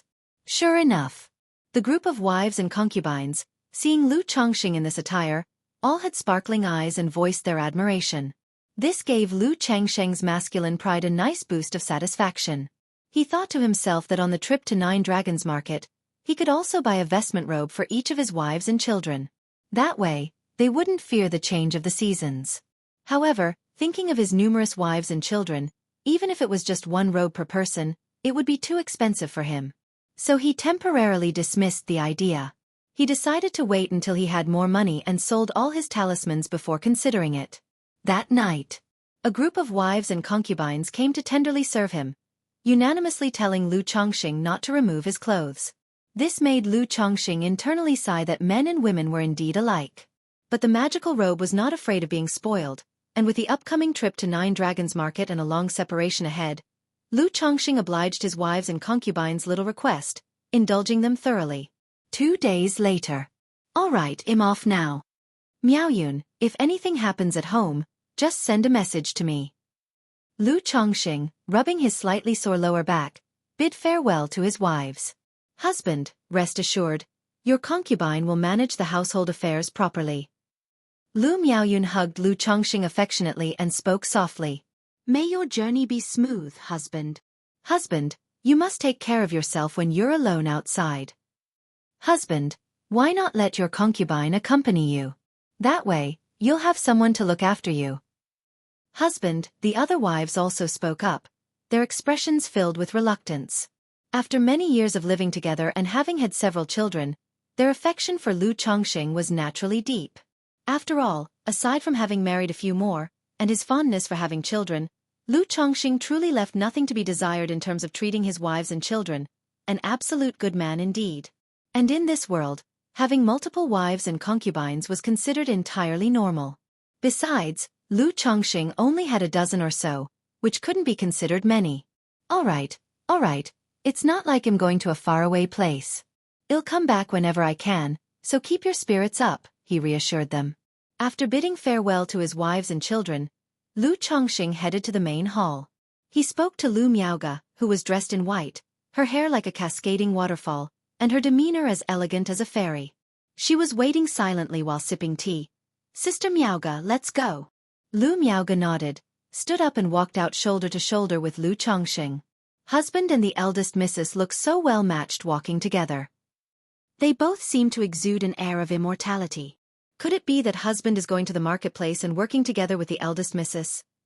What are you thinking, silly girl? Since husband has married Sister Miaoyun, how could he possibly be involved with the eldest missus?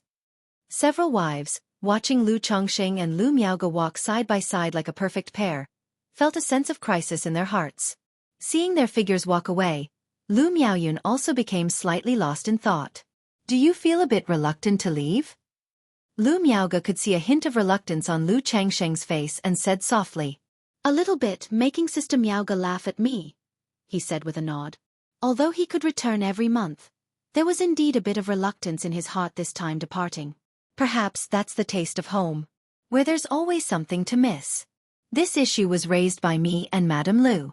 We mentioned not having much time to manage the spiritual talisman shop, so that's why we're troubling you, Lu Miaoge said with a hint of apology. No problem. I also want to go out and have a look. One can't always stay inside without ever leaving. Lu Chongqing laughed. Though he felt a bit of reluctance, it was just the sorrow of parting. It wasn't something too difficult to bear or too hard to let go of.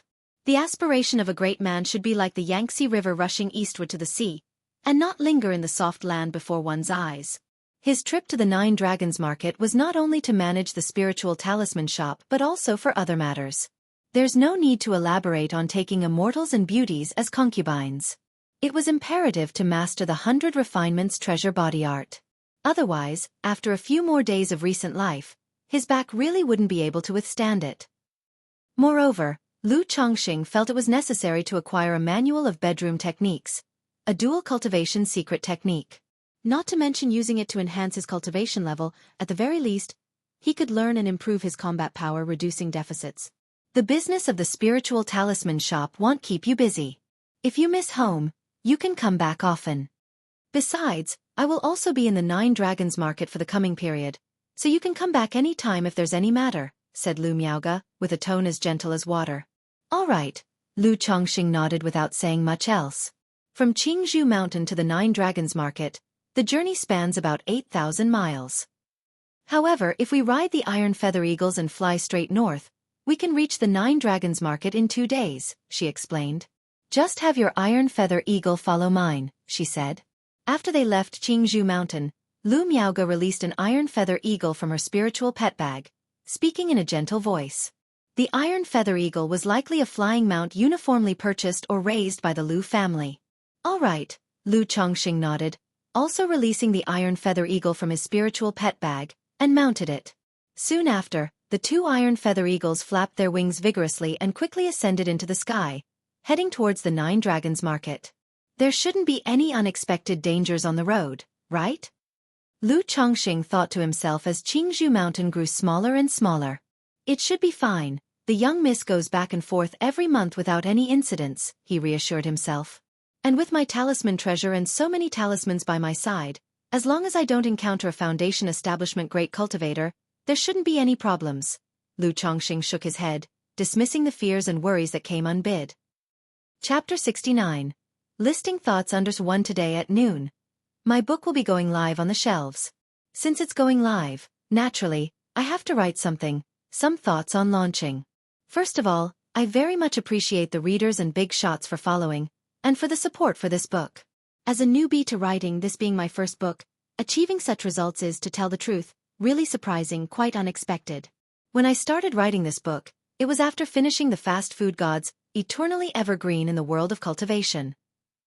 I found it very interesting, felt that Li Ergu was very well suited to be the protagonist, and had some regrets about the damsel in distress storyline, so I decided to use Li Ergu as the protagonist for my book.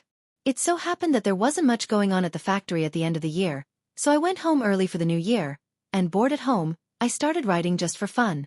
Now that we're going live, I naturally don't feel as casual as I did at the start, and am also somewhat nervous. Mainly, I don't have much confidence in what I'm going to write next, no basis for it.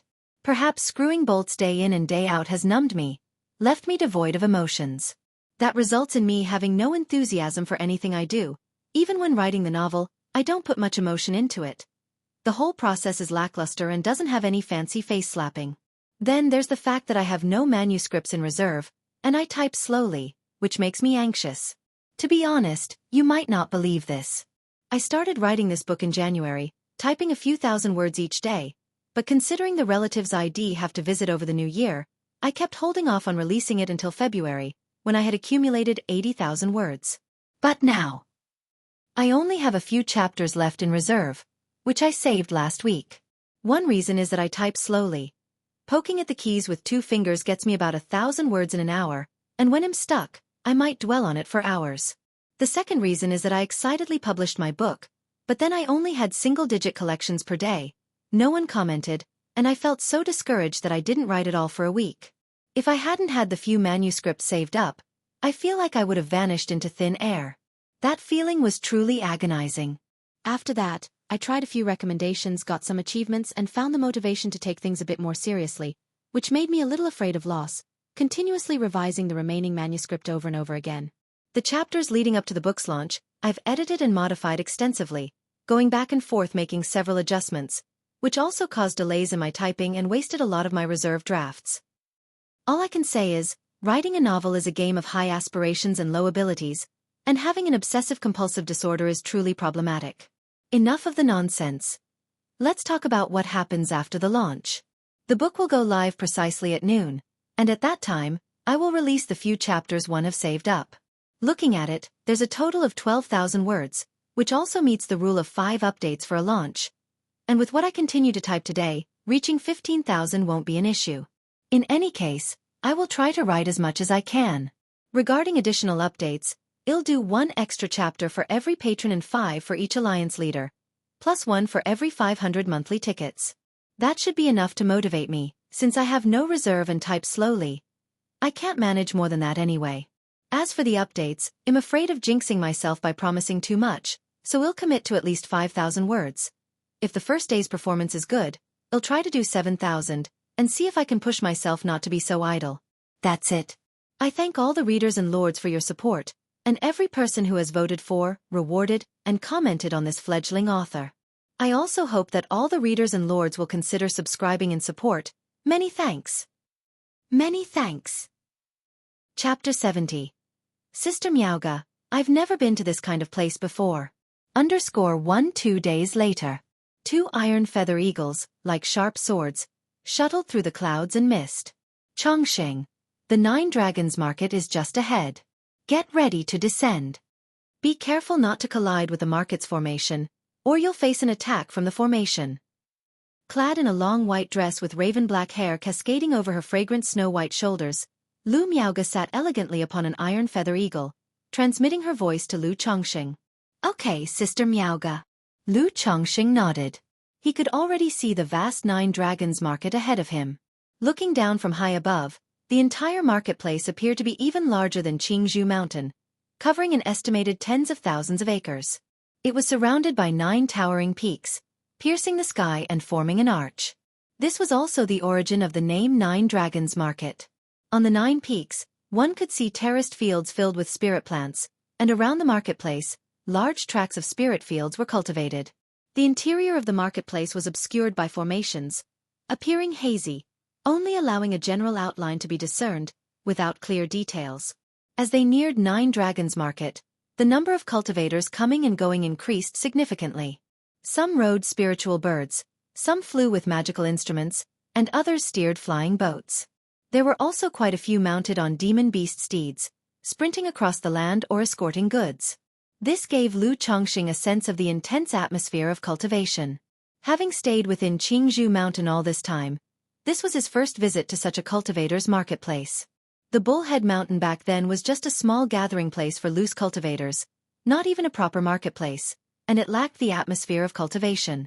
A moment later, Lu Chongqing and Lu Miauga safely landed their iron feather eagles next to the entrance of the 9 Dragons Market.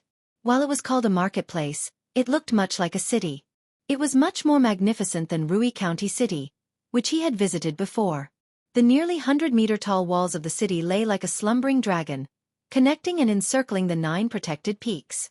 There was a faint fluctuation of spiritual energy on the city walls, clearly marked with formations. Lu Chongqing felt that the defensive formation of the 9 Dragons Market was an even higher level than that of Qingzhou Mountain. But that was to be expected. Qingzhou Mountain was a second-grade middle-grade spirit vein. The 9 Dragons Market was rumored to be a second-grade high-grade spirit vein with multiple branches, making it much larger than Qingzhou Mountain. Moreover, the 9 Dragons Market was established by the Qingyun sect, naturally equipped with great formations set by an array master. The two reached the entrance gatehouse. The gatehouse towered dozens of meters high, majestic and expansive, making one feel very small when standing before it. There were 2 Qingyun sect cultivators standing guard at the entrance, with a small pavilion nearby. Every cultivator entering the marketplace had to show an identity token. Without an identity token, one needed to register information and pay spirit stones to get one at the small pavilion. Lu Miauga told Lu Chongqing that the identity token came in temporary and long-term versions. The temporary one cost a single spirit stone and was only valid for half a month. The long-term fee was 10 spirit stones, valid for 2 years. Only those who bought a house in the marketplace or owned a shop could get a free living quota. If the identity token expired and was not renewed on time while one was still inside the marketplace, they would be captured by the Qingyun's sex enforcement team and fined spirit stones. And if they didn't have spirit stones to pay the fine, they would be arrested and put to work to repay the debt. This was also one of the main sources of profit for the establishment of the marketplace. Hearing this, Lu Chongqing couldn't help but quietly sigh. No wonder many cultivators avoided coming to such large marketplaces. Although it was safer and more convenient than the outside, for lower-level cultivators, the entry fee was not a small amount. Moreover, after entering the marketplace, they would have to pay for food, lodging, and other expenses. As for buying a house or owning a shop in the marketplace, it was obviously very difficult without even thinking much about it. Indeed, cultivation is difficult, but survival is even harder. Afterwards, Lu Chongqing followed the crowd and paid 10 spirit stones to get a long-term identity token. He could later seek reimbursement from the Lu family for these 10 spirit stones. With the identity token in hand, Lu Chongqing followed Lu Miaoge into the Nine Dragons Market. Upon entering the city, a bustling street was immediately before his eyes. People were coming and going on the street. Men, women, the elderly, and the young, almost all of them cultivators, with pavilions, towers, palaces, and houses lining both sides. The Qingyun sect has regulations. No fighting or causing trouble within the marketplace, arbitrarily setting up stalls, or sleeping on the streets overnight. Once discovered or reported, the enforcement team will come to punish the offender. Moreover, aside from the Qingyun sect's enforcers and foundation establishment great cultivators, ordinary energy refining cultivators are not allowed to fly with instruments or ride mounts or demon beasts within the marketplace. Lu Miaoge transmitted this information to Lu Chongqing. Hearing this, Lu Chongqing nodded. No wonder he didn't see anyone flying or riding mounts. They were all walking. His confidence in the security environment of the Nine Dragons Market grew. The Nine Dragons Market is divided into 5 areas: East, West, South, North, and Center.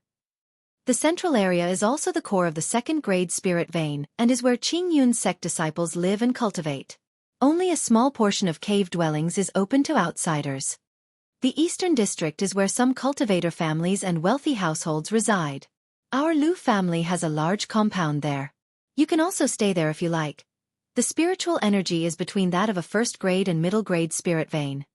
The Western District is where Lu's cultivators live. The conditions there are relatively worse, but it also has the standard of a first-grade spirit vein.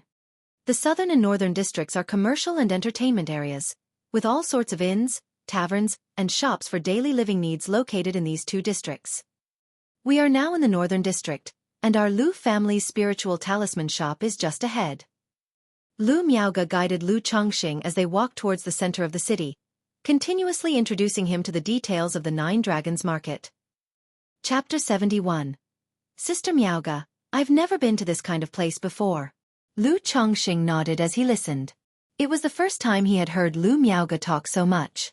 However, he also knew that Lu Miaoge was just a person of few words by nature, usually quiet and seemingly aloof from worldly matters, but actually quite amiable. It was for this reason that she had brought him to Nine Dragons Marketplace, knowing that he was a stranger to this place, and thus she provided such detailed introductions. As they walked along the road, Lu Chongqing constantly looked towards the pavilions and lofty buildings on both sides of the street. Drunk Immortal Pavilion, Gathering of Immortals Pavilion, Myriad Treasures Pavilion, Elixir Cauldron Pavilion, 100 Refinement Workshop, Jinqiu Workshop. Through the names on the signboards of these pavilions and halls, one could vaguely guess their purposes. Seeing the Drunk Immortal Pavilion with red lanterns hung high and faint sounds of music drifting out, Lu Chongqing felt it didn't seem like a proper tavern. Chongqing, you're a married man now, better to avoid such places. Not only do they waste money, but they can also affect your cultivation. Lu Miaoge said softly with a hint of shyness in her voice as she saw Lu Chongqing looking at the Drunk Immortal Pavilion. Hearing this, the corner of Lu Chongqing's mouth twitched. He instantly understood what kind of place the Drunk Immortal Pavilion was. No wonder he vaguely heard sounds of giggling women. He hadn't misheard after all. Indeed, fairies were not only in the mortal world but also in private rooms. Sister Miaoge, I was just wondering why that tavern looked odd, so I took a second glance. I never visit such places, Lu Chongqing said, straightening up earnestly. He genuinely had no interest in such places. He was a man with 5 wives, 6 concubines, 2 favored courtesans, and a handmaid. Why would he need to frequent such spots? Even though he constantly thought of taking concubines, specifically fairies to have his children, he would never go there to persuade a celestial maiden to lead an honest life. Wouldn't that be insane? But the young miss apparently knew about such places. No surprise there, she might not seem of this world, but she is 6 years older than himself. Having frequented the marketplace over the years and managed shops, she could hardly be a completely naive young girl. That's good then. Lu Miaoge slightly pursed her lips and responded indifferently, not elaborating on the subject. Then she continued to introduce some information to Lu Chongqing. Thus, as they talked and walked, almost a quarter of an hour passed, and Lu Miaoge stopped in front of a shop. She said to Lu Chongqing, "This is our Lu family's spiritual talisman shop." Lu Chongqing looked at the shop in front of him. The shop was a 3-story structure in line with the main street, about 6 zhang high, with carved beams and painted rafters, resplendent yet not gaudy. A signboard reading Qing Zhu Lu's spiritual talisman shop hung above. Shopkeeper. At the entrance of the shop, a youthful girl around 17 or 18, pretty and wearing a work outfit marked with Qing Zhu Lu's spiritual talisman shop, greeted Lu Miaoge with a grace. Then her gaze involuntarily shifted to Lu Chongqing by her side, drawn by his handsome appearance and his gentle jade-like demeanor. Lu Miaoge gave a nod of acknowledgement, cold but polite.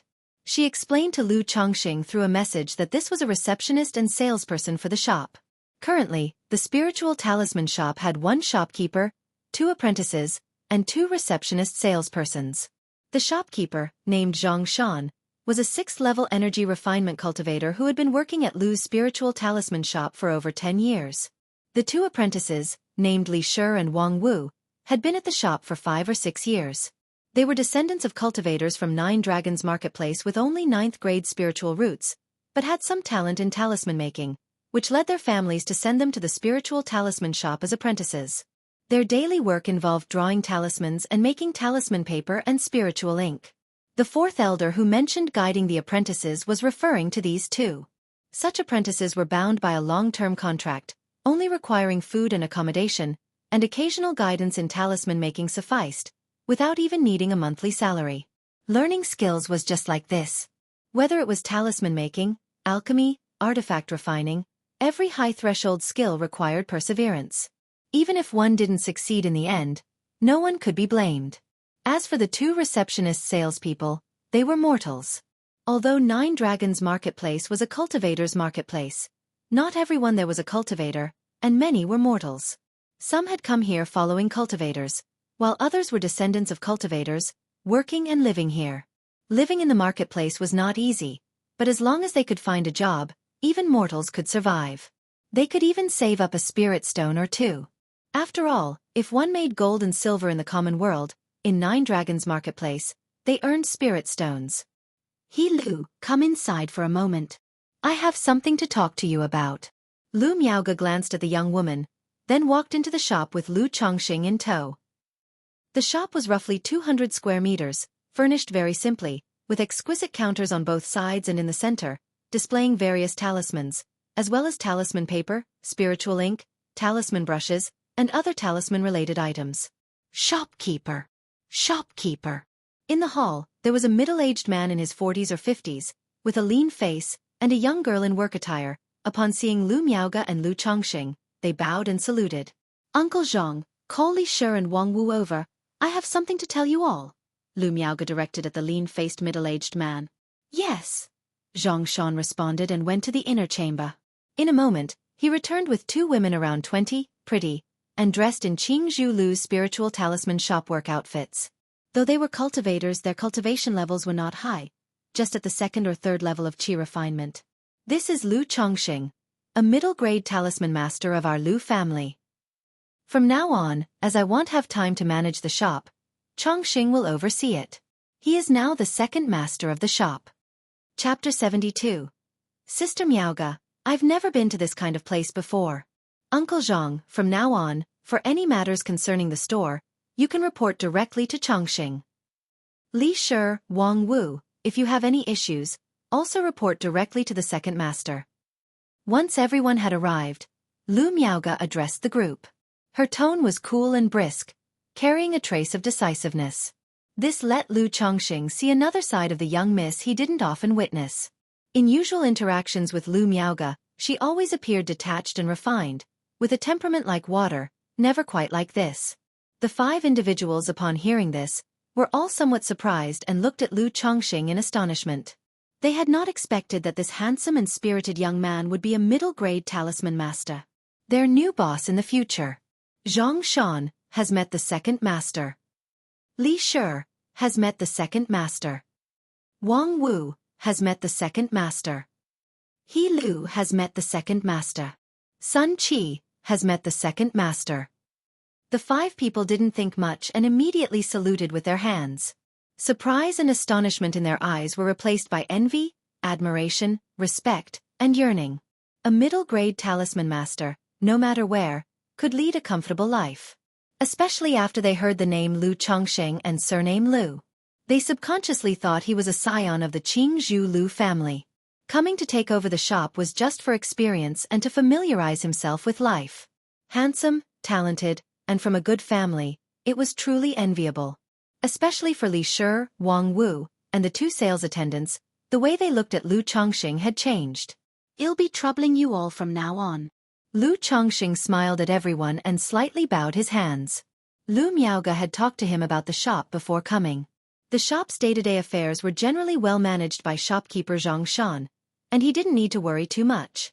Aside from guiding Li Shi and Wang Wu in talisman making, his main task was to watch over the inventory. The spiritual talisman shop needed to restock its inventory every month. These goods, naturally, could not all rely on the Lu family alone. Superior grade, and even supreme talismans, were mostly drawn by the 4th elder. However, basic talismans and lower to middle grade talismans were mostly acquired from various loose cultivator talisman masters. Although these loose cultivators had cooperated with the Lu family for many years, in terms of quality, it still required the oversight of a talisman master like him, to prevent the issue of inferior quality being passed off as good quality. After all, the items sold in such shops generally cost more than those on loose cultivator stalls. This increase in price was a guarantee of quality. Materials like talisman paper, spirit ink, and talisman brushes were no exception. Furthermore, sometimes when the shop was out of a certain type of talisman and a customer urgently needed one, he, as a talisman master, would do his best to draw one if he could. After introducing Lu Chongqing to the employees, Lu Miaoge didn't say much more and let everyone disperse. She took out a stack of talismans from her storage bag and handed them to Zhang Shan. All were first-grade middle and superior talismans. Every month when she returned, in addition to guidance from the 4th elder in talisman making, she would also bring back a batch of talismans from him. Lu Miaoge told Lu Chongqing that in addition to some middle and superior grade talismans, the 4th elder would also draw 3 first-grade supreme talismans every month. These were the treasures of the spiritual talisman shop, the backbone of their establishment. However, she would not give these 3 supreme talismans to Zhang Shan. Instead, she kept them on her person. If someone wanted them, she would conduct the transaction in person. Afterward, she took Lu Chongqing on a tour of the shop and introduced him to its situation. The shop had 3 floors. The first floor housed the sales hall, a reception room, and a small courtyard in the back. The second floor was where Li Shi and Wang Wu worked and rested. The third floor was designated for the boss Lu Miaoge to rest and sleep, equipped with a living room, bedroom, lounge, talisman room, and storage room. The third floor had restrictions set up, and one needed a token to enter. Then, Lu Miaoge told Lu Chongqing that she rarely stayed there. If Lu Chongqing found it inconvenient to stay at the Lu family's Eastern District mansion, he could also stay here. Lu Chongqing was indifferent. He expressed his preference to first stay at the Lu family mansion in the Eastern District. Having come to 9 Dragons Market, he thought it appropriate to make a visit there. Before coming, the 4th elder had told him that the 9 Dragons Market was not limited to just one spiritual talisman shop, but also included other Lu family businesses. The 2nd elder of the Lu family was in charge of the Lu family's marketplace affairs, and he usually resided in the 9 Dragons Market. He informed him that should he need anything, he could also directly seek out the 2nd elder. So naturally, having arrived, he should pay a visit. This was the way of the family, with many social obligations. Otherwise, he would appear too aloof and asocial. Sister Miaoga, it's getting late. May I treat you to a meal? You'll be burdened with helping me in the days to come. Otherwise I'd feel guilty. After taking a tour of the shop with Lu Miaoga and finishing the handover, Lu Chongqing spoke to her. Sure, let's just have something nearby. Lu Miaoga didn't refuse and gave a slight nod. I haven't eaten anything good these 2 days, and I feel like there's no taste in my mouth at all. I've been looking forward to a good meal today. How could I settle for something casual? Sister Miaoga, what's good to eat around here? Lu Chongqing spoke directly. Then let's go to Jade Meal Pavilion next door. I've eaten there several times and the food is very good, Lu Miaoga said thoughtfully. Then let's go, Lu Chongqing nodded. Consequently, the two descended the stairs. At that moment, there were customers in the store examining talisman brushes, with an attendant providing detailed explanations. Even though the attendant was a commoner, they were trained and knew these items inside out. Lu Chongqing and Lu Miaoga didn't linger, gave a slight nod to shopkeeper Zhang Shan to signal their departure, and left the shop. They arrived at a place not too far away, the Jade Meal Pavilion that Lu Miaoga had mentioned. Chapter 73. I am willing to be a concubine for my master. Under one, the facade of Jade Meal Pavilion appeared quite ordinary, decorated with simple and modest elegance, not as impressive as the Lu family's spiritual talisman shop. But the business inside was booming, not even mealtime yet, and it was already more than half full. After finding a place to sit down, Lu Miaoga ordered 2 dishes and 2 servings of spirit rice from the server. Seeing this, Lu Chongqing couldn't help but smile. Sister Miaoga, there's no need to be frugal on my account. I've managed to save some spirit stones over the years. His living conditions had improved over the past 6 months. As a result, he had saved quite a few spirit stones. Before heading out, he counted them, a total of 306. He left 30 spirit stones at home for family expenses, and brought the rest with him. So treating Lu Miaoga to a meal didn't mean he had to pinch pennies. 2 dishes are enough for us to eat, more would be a waste, Lu Miaoga said with a light smile. Over the last 6 months, they had become quite familiar with each other while studying talisman making under the 4th elder. That light smile of hers was no longer distant as it was initially. Just a polite smile, appearing much more natural. All right, Lu Chongqing replied, not saying much else. It wasn't long before the server brought a basin-sized water lily to their table. The water lily bud opened on its own, revealing 2 dishes and 2 bowls of crystal-clear spirit rice inside, steaming hot and emanating a fragrant aroma. This carp soup is their signature dish, made with red blood carp from the Yu family of by Lake Mountain. I order it every time I come here, you should try it, Lu Miaoga pointed out, referring to a dish that was a feast for the senses. Red blood carp from the Yu family of by Lake Mountain? Is this restaurant owned by the Yu family of by Lake Mountain? Lu Chongqing asked in surprise upon hearing this. The Yu family of by Lake Mountain was also a major cultivation family under the jurisdiction of the Qingyun sect. With 3 foundation establishment great cultivators in their family, they were 1 level above the Lu family of Qingzhou Mountain. The red blood carp was a specialty of by Lake Mountain. It was somewhat similar to the green jade bamboo wine and emerald spirit rice of Qingzhou Mountain. The owner of this restaurant married a woman from the Yu family of by Lake Mountain, which is why they can consistently get a batch of red blood carp from the Yu family every month, Lu Miaoga explained softly. I see. Lu Chongqing nodded, not asking further, and sampled the carp soup. Immediately, he felt a rich yet not greasy delicious taste spread from his mouth to his stomach, then to his abdomen, and finally to his brain, leaving a long-lasting aftertaste. Delicious! Lu Chongqing couldn't help but exclaim in admiration. He thought he had become accustomed to exotic delicacies at the Lu family, but this carp soup was indeed exceptional. So the chef here is also a spirit cooking master? Lu Chongqing inquired.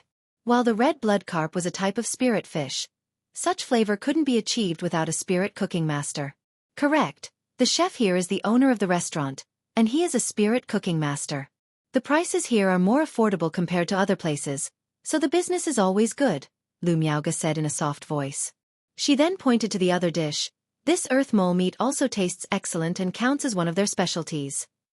Lu Chongqing tried a piece of the meat, finding it crispy on the outside, tender on the inside, juicy, smooth, and invigorating, and he couldn't help but reach for another piece. Nodding in approval, he said, Tasty. At that moment, he noticed Lu Miaoga wasn't eating but was simply watching him enjoy his meal. He promptly said, "Sister Miaoga, why aren't you eating? Let's eat together." "Okay," Lu Miaoga nodded gently, and only then did she pick up her chopsticks and begin to eat the earth mole meat. Her manner of eating was very elegant, yet she ate quite swiftly. Lu Chongqing had only had a few bites when she had already eaten 7 or 8. By the time Lu Chongqing had eaten less than half of his bowl of rice, Lu Miaoga was finished. Lu Chongqing was somewhat astonished at this sight. Hard to believe that Lu Miaoga, a woman as ethereal as a fairy, could eat at such a pace. "I normally eat quite fast." Lu Miaoga, feeling somewhat impolite and embarrassed, blushed on her flawlessly exquisite face. It's fine. It's just that I'm a slow eater," Lu Chongqing chuckled, feeling that the young lady before him suddenly seemed even more charming and much more approachable.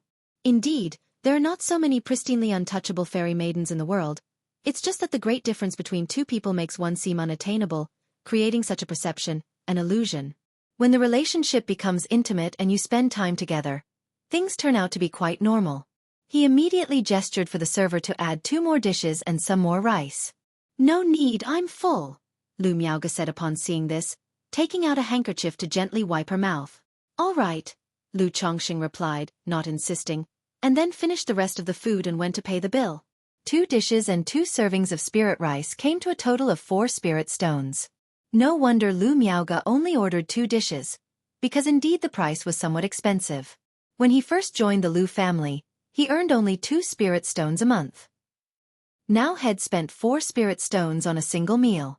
However, Lu Chongqing wasn't too heartbroken about it. He felt the price was fairly reasonable. The carp soup and earth mole meat were both spirit food, and even the rice was spirit rice, which would be nourishing to the body after eating. He could still feel the spiritual energy flowing slowly through his dantian and meridians. And besides, the process of savoring delicious food was deeply satisfying, very pleasant. Just then, having seen how adorable Lu Miaoga ate, he thought that in the future, when there was no pressing matter, he might often invite Lu Miaoga out to eat, to build a closer relationship. But now, thinking it over, he decided against it. His current financial situation simply didn't allow for it. Maybe after he had sold all his talismans and turned them into spirit stones, it would have been more feasible. "Sister Miaoga, is there a place in the 9 Dragons Market where loose cultivators set up stalls for trading?" Chapter 74. I am willing to be a concubine for my master. Lu Chongqing inquired Lu Miaoga. On this trip, he also thought of selling talismans and buying the heavenly and earthly treasures for cultivation of the 100 Refinements treasure body art. So he thought of first going to see the loose cultivator stalls. At the junction of the Western District and the Southern District, there are several streets specifically set aside for people to set up stalls and trade freely. Although the items there are cheaper than in the shops, there are many scams, and there's hardly any chance of getting a good deal by stumbling upon something undervalued. If you're looking to buy something, it's still best to make purchases from legitimate shops. Upon hearing this, Lu Miaoga guessed Lu Chongqing's intent and voiced, "A reminder. I'm just curious about this kind of stall setup, want to take a look and gain some experience," Lu Chongqing said with a smile. He wasn't holding out hope for any treasures or particularly cheap bargains.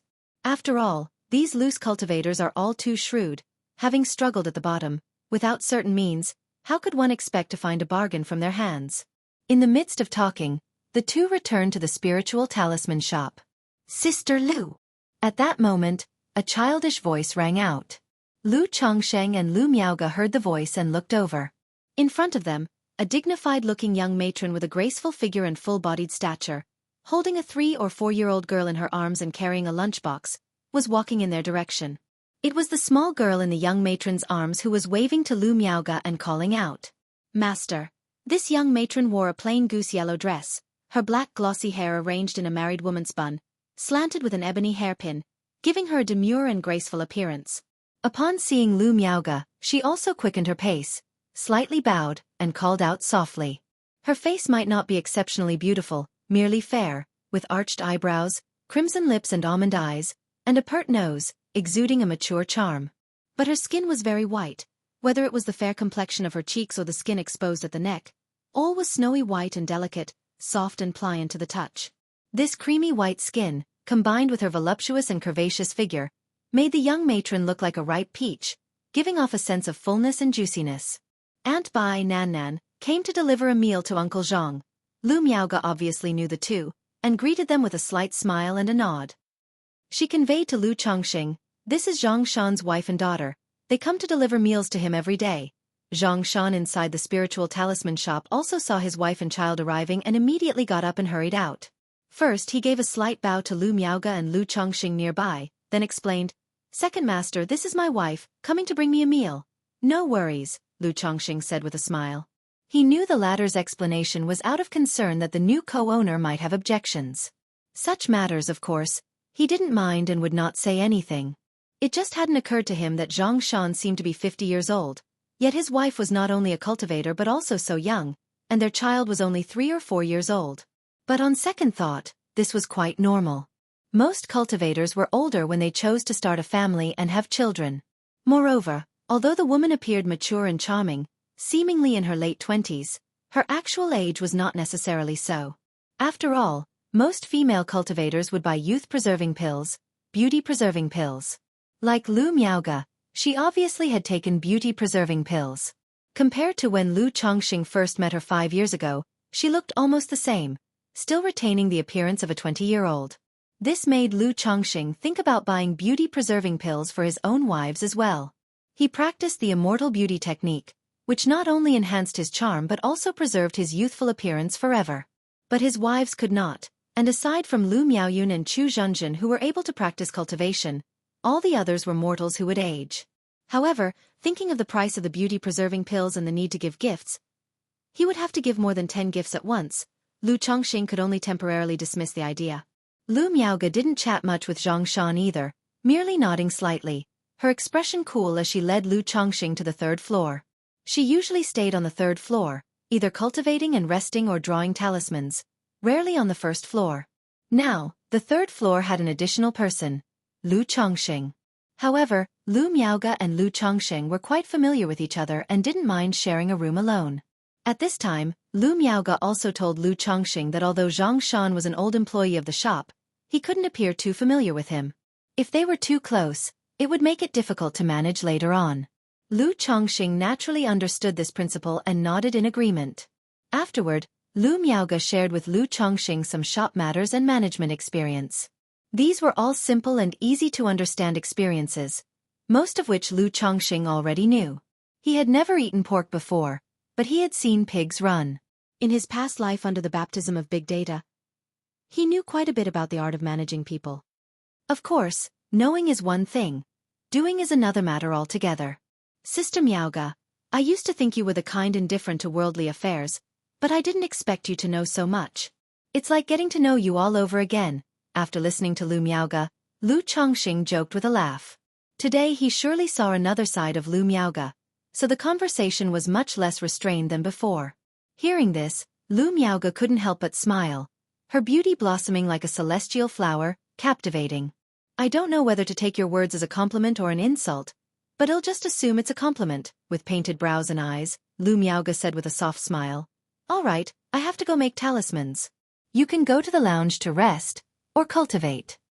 Normally, there's not much to do at the shop, and Zhang Shan and the others will notify us if anything comes up." Having said so, Lu Miaoge stood up and went to the talisman room to focus on talisman making. Lu Chongqing nodded and went to the lounge to rest. Chapter 75. I am willing to be a concubine for my master. After all, they had been traveling for the past 2 days and hadn't really rested. Although they couldn't be considered extremely tired, they still needed to recover their mental spirit through sleep. After a short nap, Lu Chongqing saw that Lu Miaoge was still in the talisman room, feeling somewhat bored, so he found something to do and went upstairs. He wanted to check on the talisman-making skills of Li Shi and Wang Wu, and planned to give them some guidance on talisman crafting. He possessed the 2nd-ranked talisman-making skill given by the system, so his foundational knowledge in talismans was incredibly solid. It was definitely not comparable to those who relied on their self-study and understanding. Not to mention guiding 2 talisman apprentices, even his own grandmother, the 4th elder of the Lu family, a 1st-grade top-level talisman master, could receive a pointer or 2 from him. Second master. Second master. In the upstairs workroom, Li Shi and Wang Wu, who were making talisman paper, immediately brightened up when they saw Lu Chongqing coming over, stopped their work and called out sweetly. Their voices involuntarily softened a few degrees more than usual. "I've come to see how you are progressing with your talisman making, to give you some guidance," Lu Chongqing said aloud. Both women were rather good-looking, not incredibly beautiful, but they could definitely be considered pretty. After all, they were the descendants of cultivators, so the genetic aspect was generally not bad. However, he didn't have any particular thoughts about the two women in front of him. Although he did want to find a woman with a spiritual root to have children, it was not to the extent of asking any woman he met to bear his children. Moreover, he had just arrived at the shop and hadn't done much. It wouldn't look good if he started making moves on an apprentice. It would not only affect Lu Miaoge and the fourth elder's impression of him, but his reputation, which had just started to improve in the Lu family, would be ruined again. It was unnecessary and not worth it. "Thank you, Second Master." "Second Master, please have a seat." The two women looked at Lu Chongqing, said in their sweet voices, and prepared the chair and brewed the tea. "What talismans have you learned so far?" Lu Chongqing waved his hand and asked. Immediately, the two women started to list the talismans they knew. They had been at the spiritual talisman shop for 5 or 6 years and had mastered about a dozen to 20 basic talismans. This was also because, as apprentices, they had to create profits for the shop, so they needed to learn a variety of different talismans. Although basic talismans didn't make much money, as a spiritual talisman shop, it was necessary to have a sufficient variety of talismans. "Okay, show me the talismans you have been practicing lately by drawing them for me." Lu Chongqing nodded and instructed. Both women immediately took out their talisman brushes, talisman paper, and spirit ink to start the talisman-making process. At this moment, Li Shi, while halfway through the drawing, failed, and the talisman paper emitted blue smoke. She became somewhat flustered and stuttered to Lu Chongqing. "Second Master, I'm sorry, I got a bit nervous." She was normally very cheerful, but in front of Lu Chongqing, she couldn't help but feel a touch of nervousness. "What's there to be nervous about? I'm not some flood or beast, and I certainly don't eat people. If you fail, just continue, that's all." Lu Chongqing couldn't help but smile and waved his hand. Upon hearing Lu Changsheng's comforting words and seeing his smile, a blush spread across Li Shi's pretty face, making it hard for her to breathe, and her heart raced. There were many handsome men in the world, but how many were handsome, came from a good family background, and were also a middle-grade talisman master? At least Li Shi hardly ever came across such men in her daily life, so Lu Changsheng's smile made her heart flutter more than usual, and her nervousness intensified. "Why is your face turning red like a teapot?" Lu Chongqing saw that her face was red, with a love-struck expression, and was momentarily at a loss for words. "I haven't even done anything, and you're already like this?" Unknowingly, has my charm become so great? Lu Chongqing couldn't help but sigh inwardly. He also suddenly realized that he was no longer his former self. Not only was he handsome, but he was also wealthy and accomplished at a young age. Humph, such a mundane woman. Lu Chongqing restrained his smile, his expression indifferent, and he said evenly, "Continue." At that moment, he vaguely understood why Lu Miaoge didn't like to smile and always had an aloof, otherworldly demeanor. This was the trouble of being good-looking. "Yes, Second Master." Li Shi, hearing these words, quickly nodded, immediately focused her mind, not daring to look too much at Lu Chongqing, and started to draw talismans again. Lu Chongqing could tell that the two women had a solid foundation in basic talismans. They were almost ready to try drawing lower-grade talismans. However, he had no immediate plans to teach the two women how to do so. Once they started learning to draw lower-grade talismans, most of their time and energy would be consumed in that endeavor. This would undoubtedly interfere with their current work. Better to have the two women continue to lay the foundation until they were completely solid, and then try lower-grade talismans. Soon after, Lu Chongqing, with a detached manner, gave the two women pointers on talisman making. The two apprentices felt that this second master explained things more thoroughly and understandably than the senior master, proving extremely beneficial to them. "That's enough. Practice more on your own during your free time. Wait a while longer, and if you perform well, I'll teach you lower-grade talismans." After drawing them a proverbial carrot, Lu Chongqing left the second floor. He could clearly sense that, despite his indifferent demeanor, he couldn't deter the two women's enthusiasm at all. He estimated that with just a wave of his hand, The two apprentices would take the initiative to come forward. Yet, he still had no such intentions. It was still the same reasoning as before, it wasn't necessary and the cost wouldn't be worth the benefit. Speaking of which, does this count as peach blossom luck? Lu Chongqing suddenly thought. Thank you, second master. Thank you, second master. The two women, hearing his words, were overwhelmed with joy, and their eyes seemed to brim with tears as they looked at Lu Chongqing. Handsome, from a good family, and a middle-grade talisman master, he was the man of their dreams. If only I could marry the second master, Li Shi murmured after Lu Chongqing's retreating figure had disappeared. You silly girl, smitten much? Is your heart aflutter? Wang Wu teased. With the second master being so handsome and speaking so kindly, and also as a middle-grade talisman master, don't you like him? Li Shi said defiantly in response to Wang Wu's teasing. Of course I like him, but what good is liking him? We're not worthy of the second master. I'd even be content to marry him as a concubine, Wang Wu said with the same conviction. Li Shi felt a bit disheartened upon hearing this. In the cultivation world where men outnumbered women, young female cultivators were highly prized. People like them naturally had suitors, and many came knocking to propose. But they both had some talent in talisman making and a future as elementary talisman masters loomed.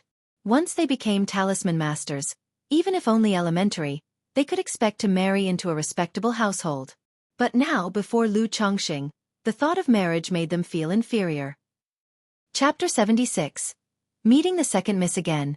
Chenggu takes you to read books and taste tea.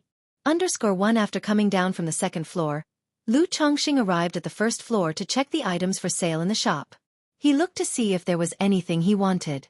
On this trip, he also wanted to buy a magic artifact drawing pen and some supreme talisman paper and supreme spirit ink.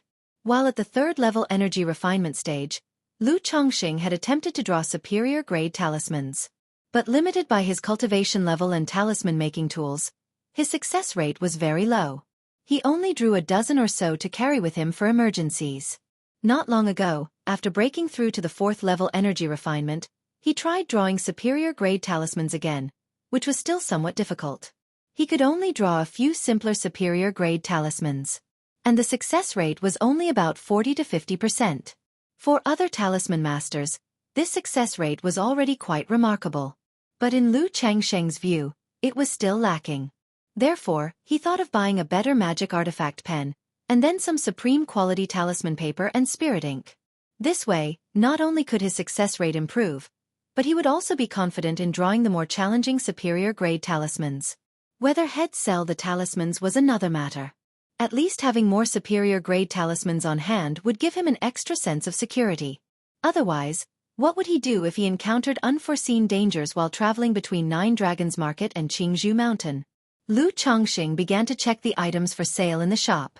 Most of the talismans for sale were of the lower grade, primarily. Then there were basic talismans and middle-grade talismans, as well as a few superior-grade talismans. In addition to spirit talismans, the shop didn't only have drawing pens, talisman paper, and spirit ink, but also some related raw materials and books on talismans.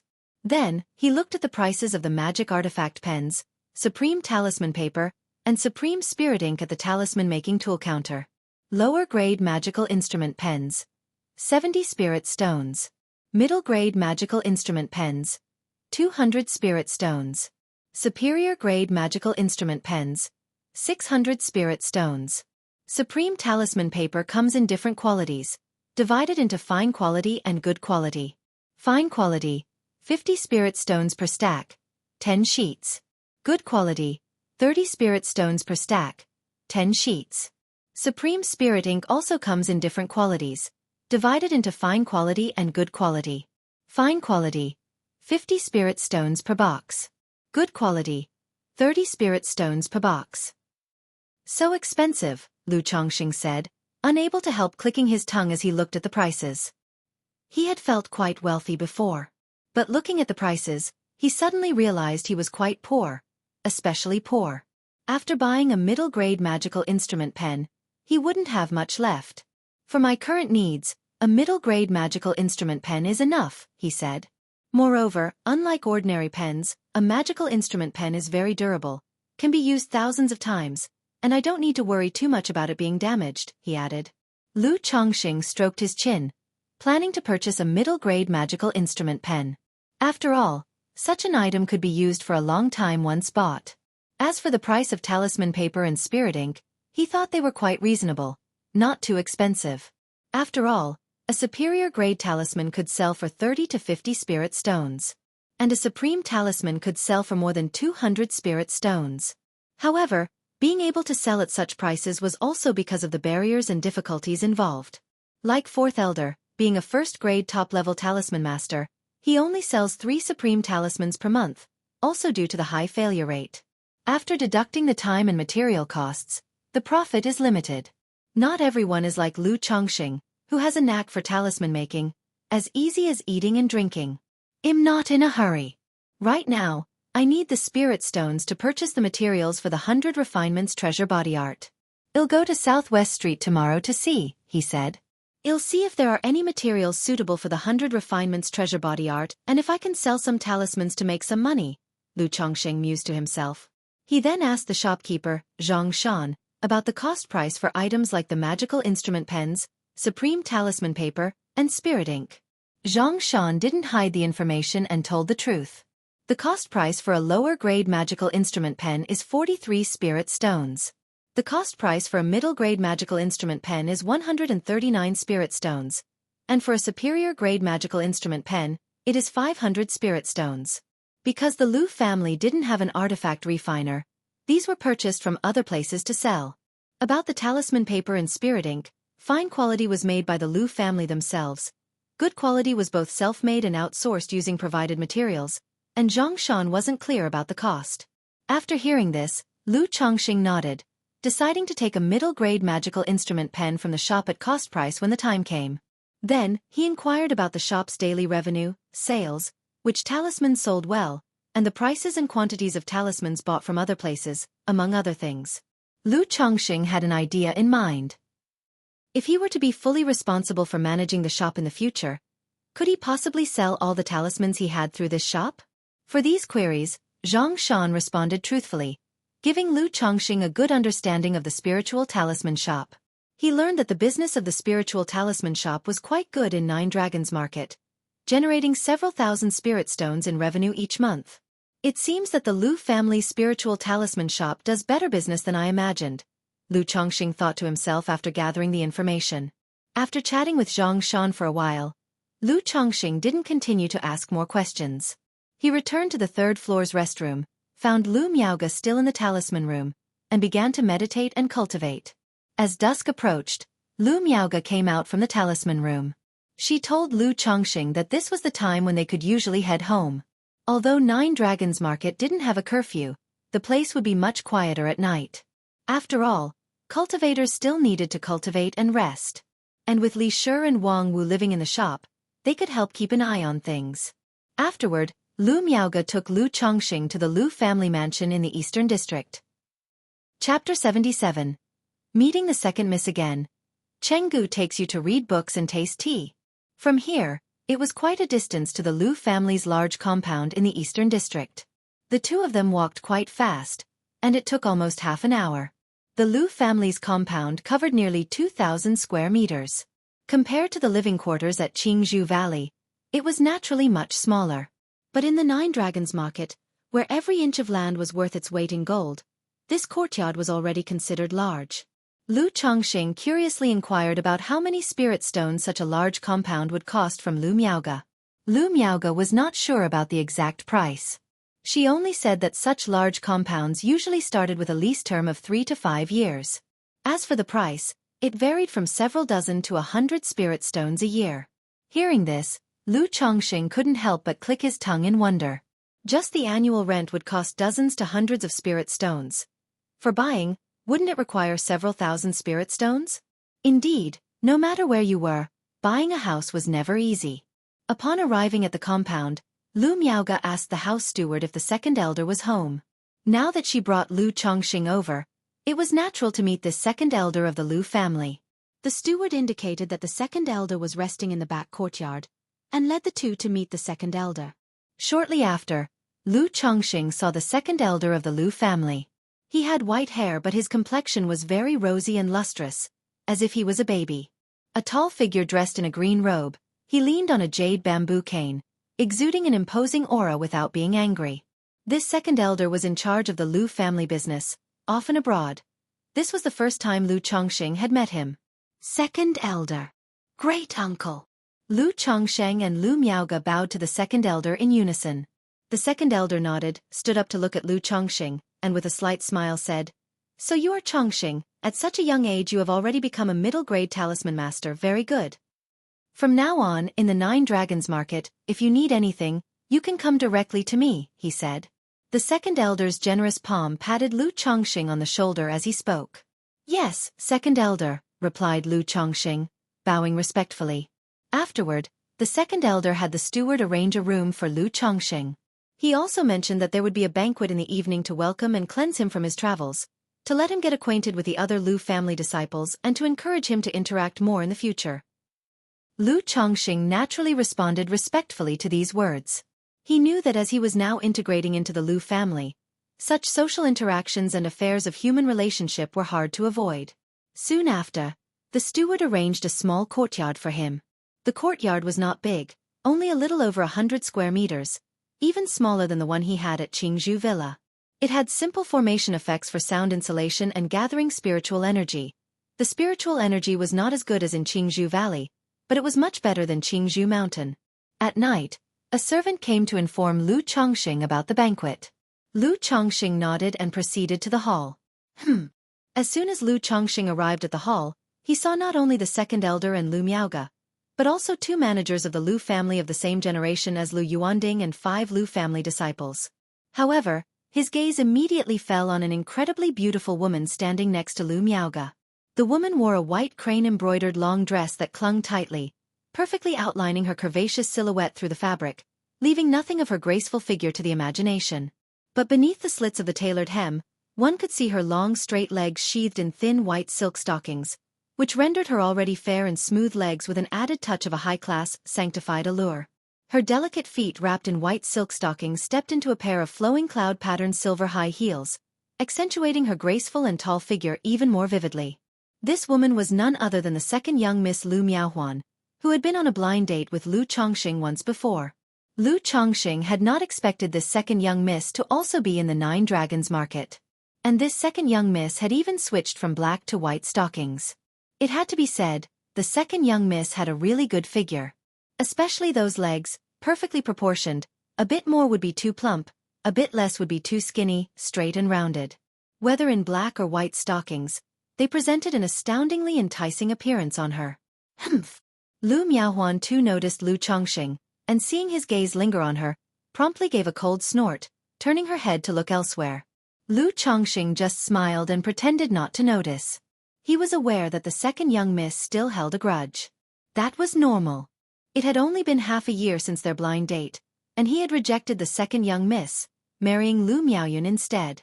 With the proud temperament of the second young miss, how could she easily forget and not hold a grudge? If it wasn't for the second elder hosting a welcoming banquet, the second young miss probably wouldn't even want to see him, much less show a pleasant expression. However, seeing Lu Miaoge and Lu Miaohuan, the sisters similar in appearance and figure, standing side by side made Lu Changsheng's mind wander, thinking what the eldest miss might look if she dressed alike. Or perhaps the 2 sisters, one in white, the other in black. Lu Chongqing dared not entertain the thought any further, immediately suppressing the wild horse of his mind. It was far too exciting, not to be pondered further. If family head Lu Yuanding knew he was entertaining thoughts about his 2 daughters, he might just cleave him with a sword. "Second elder," he greeted as he bowed to the second elder. "Chongqing, let me introduce you to." The second elder naturally saw Lu Miaohuan's small gesture but said nothing. He was aware of the small history between Lu Chongqing and Lu Miaohuan. It was precisely this incident that made Lu Yuanding see his daughter restless at home, hence he allowed her to come to 9 Dragons Market to find something to do, and also to take her mind off things. Thereupon, under the introduction of the second elder, Lu Chongqing got acquainted with the 2 managers of the Lu family, and also with the other 4 Lu family disciples. These individuals, capable of handling affairs in the 9 Dragons Market, held not low positions within the Lu family, belonging to the future upper echelon. Chapter 78. Meeting the second miss again. Chenggu takes you to read books and taste tea. Aside from Lu Miaohuan, who held a grudge and did not give Lu Chongqing a warm reception, the others were all quite enthusiastic. After all, love and hatred never come without reason. Lu Chongqing was easygoing, never offending anyone, and as a middle-grade talisman master, naturally, they were willing to be on good terms with him. Especially since these few were aware of Lu Changsheng's talent for talisman making, and the Lu family had always been encouraging Lu Chongqing to fully integrate. They were naturally more inclined to foster good relations with Lu Chongqing and would not do anything to offend him. Thus, Lu Chongqing became acquainted with them. Well-fed and in high spirits, everyone left the event. A young man named Lu Miaoqing slung his arm over Lu Changsheng's shoulder and said as if they were old friends, "Chongqing, since it's your first time out and about, as your host, Brother Cheng will take you to read books and taste tea tomorrow." Read books and taste tea? Lu Chongqing was stunned. That's right, this tea house is very good, with many famous teas and all kinds of books. Just yesterday, a batch of new teas and books arrived.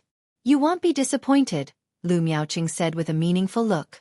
Brother Cheng, this reading books, tasting tea, is it legitimate? Lu Chongqing asked with a strange tone in his voice, sensing something off. Lu Miaoqing glanced around and lowered his voice. Don't worry, would I take you to a reputable place? How about it? Shall we broaden our horizons tomorrow? Lu Chongqing fell silent for a moment. Indeed, he hadn't guessed wrong. This was not a proper read books, taste tea your brother-in-law for crying out loud. What kind of brother-in-law would take their brother-in-law to broaden their horizons in such a way? Also, you bring this up as soon as I arrive at Nine Dragons Market and want to take me to such a place. Isn't that a bit improper? Or is that how you see me in your heart? Lu Chongqing thought to himself, then said, Brother Cheng, I'm not that kind of person, I don't go to those places. But if you don't see the world, how will you gain experience? This is also a form of cultivation, Lu Miaoqing argued. There's a saying, tea is like a beauty, it should be savored slowly, and a lady is like a book, she should be read carefully. This reading books, tasting tea, is about observing all walks of life, experiencing the various flavors of life, and is the best way to gain life experience. Don't worry, I definitely won't tell Sister Miaoyun about this, Lu Miaoqing assured. Lu Chongqing. Damn it, a visit to a brothel is being made to sound so classy and pure. Lu Chongqing had not expected the Lu family to have such a talented speaker. However, he did feel that there was some truth to what was said. It was indeed a way to gain experience and see the world. When someone travels alone, they should see more of the world, right? Maybe next time, Lu Chongqing said after some contemplation. While he wanted to gain experience, the idea of doing such things just upon arriving at Nine Dragons Market gave him a sense of guilt. Moreover, he had more important things to do. He planned to stroll around the loose cultivator marketplace tomorrow. All right then, whenever you want to go, you can look for Brother Cheng. I know every corner of Nine Dragons Market, Lu Miaoqing said, patting Lu Changsheng's shoulder, feeling a bit bored. He had heard of Lu Changsheng's reputation and thought he could find a kindred spirit, but to his surprise, Lu Chongqing actually refused. All right, thanks Brother Cheng, Lu Chongqing nodded, then returned to his room to meditate and cultivate for 2 hours before lying down to sleep. But as he lay in bed, he found it difficult to fall asleep, feeling like something was missing. Sigh, suddenly being alone, I'm not used to it, Lu Chongqing sighed softly.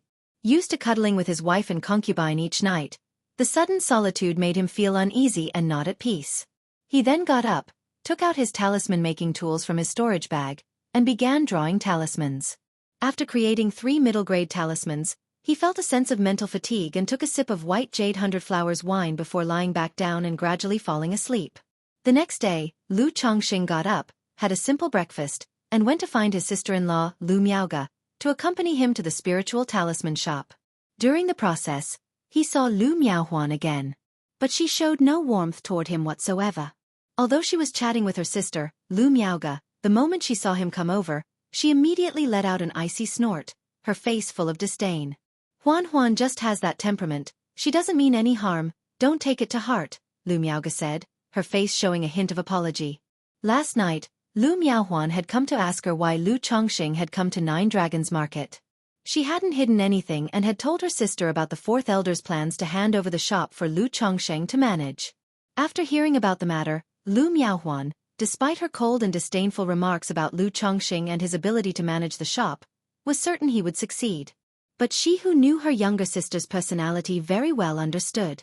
The more she acted like this, the more it indicated her sister was actually concerned about Lu Chongqing. If Lu Miaohuan wasn't concerned about Lu Chongqing, she wouldn't have acted this way at all. Reflecting on this made her let out a small sigh. If Lu Chongqing were just an ordinary cultivator, in time, her sister might gradually forget and not dwell on it. But the problem was, Lu Chongqing was no ordinary cultivator. Not only was he handsome, but he also had an exceptional talent in the talisman path, unparalleled and leading the rest by far. With time, he would become a first-grade middle-grade talisman master, a first-grade top-level talisman master, and even a second-grade talisman master. Now, Lu Chongqing had come to Nine Dragons Market and met with her sister. Under these circumstances, her sister would constantly have this matter and Lu Chongqing on her mind, which would gradually foster a delicate and dangerous sentiment. But when it came to this kind of issue, she didn't know how to advise her sister. Because Lu Miaohuan didn't like being preached to and might even react defiantly. It's fine, the second miss is straightforward, why would I mind? Besides, it was my fault to begin with, Lu Chongqing said, shaking his head slightly. He wasn't particularly concerned about Lu Miaohuan's attitude. After all, during the matchmaking encounter, he really did regale her with a bunch of flattery and praise. When she finally agreed, he turned her down, which would understandably vex anyone. Especially given Lu Miaohuan's proud and haughty nature as a young lady.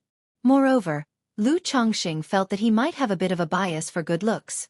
He tended to be more forgiving towards attractive women. As the two walked and chatted, they arrived at the spiritual talisman shop. Lu Chongqing told Lu Miaoge that if there was nothing else happening today, he would like to go out and browse around. Upon hearing this, Lu Miaoge fell silent for a moment, then said, "You usually spend little time with Miaoqing, don't follow him to unseemly places." Lu Chongqing was initially startled upon hearing this, slightly confused, then he couldn't help but curse inwardly. Damn, how bad can Brother Cheng's reputation be? Lu Miaoqing had just slapped him on the shoulder yesterday and exchanged a few words with him. And now, when he mentioned wanting to go out for a stroll, Lu Miaoge suspected that he was planning to go to the tea house with Lu Miaoqing.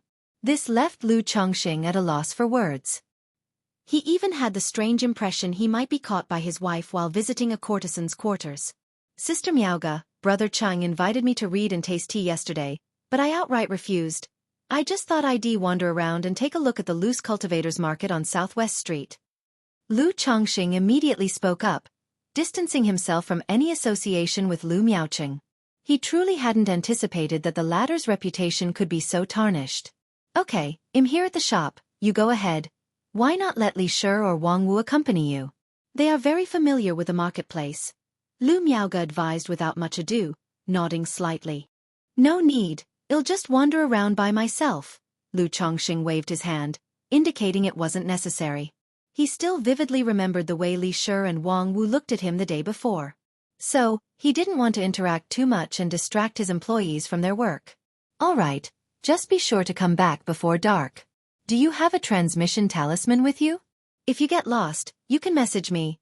There are also many guides in the marketplace who specialize in showing people around and directing them to shops. If you want to buy something, you could hire a guide.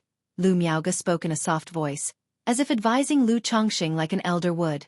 Lu Chongqing suddenly felt as if Lu Miaoge was turning into the fourth elder before his eyes, treating him as if he were a child who hadn't experienced the world. Keep in mind, he was the father of 30 children, after all. However, he knew that Lu Miaoge was treating him like a brother or something similar. All right, don't worry, Sister Miaoge, Lu Chongqing said with a smile, waving his hand. He felt in his heart that if Lu Miaoge truly saw him as a brother, it would make it even more difficult for those feelings to change. Chapter 79. Cat Girl? Fox Lady? Snake Princess? _1 After parting with Lu Miaoge, Lu Chongqing wandered around the streets for a while before entering a deserted alley. He took out the human skin mask from his storage bag, put it on, and donned a wide gray-brown robe. He poured some pre-prepared liquid onto his palm and smeared it over his hands and neck, making his skin appear less fair.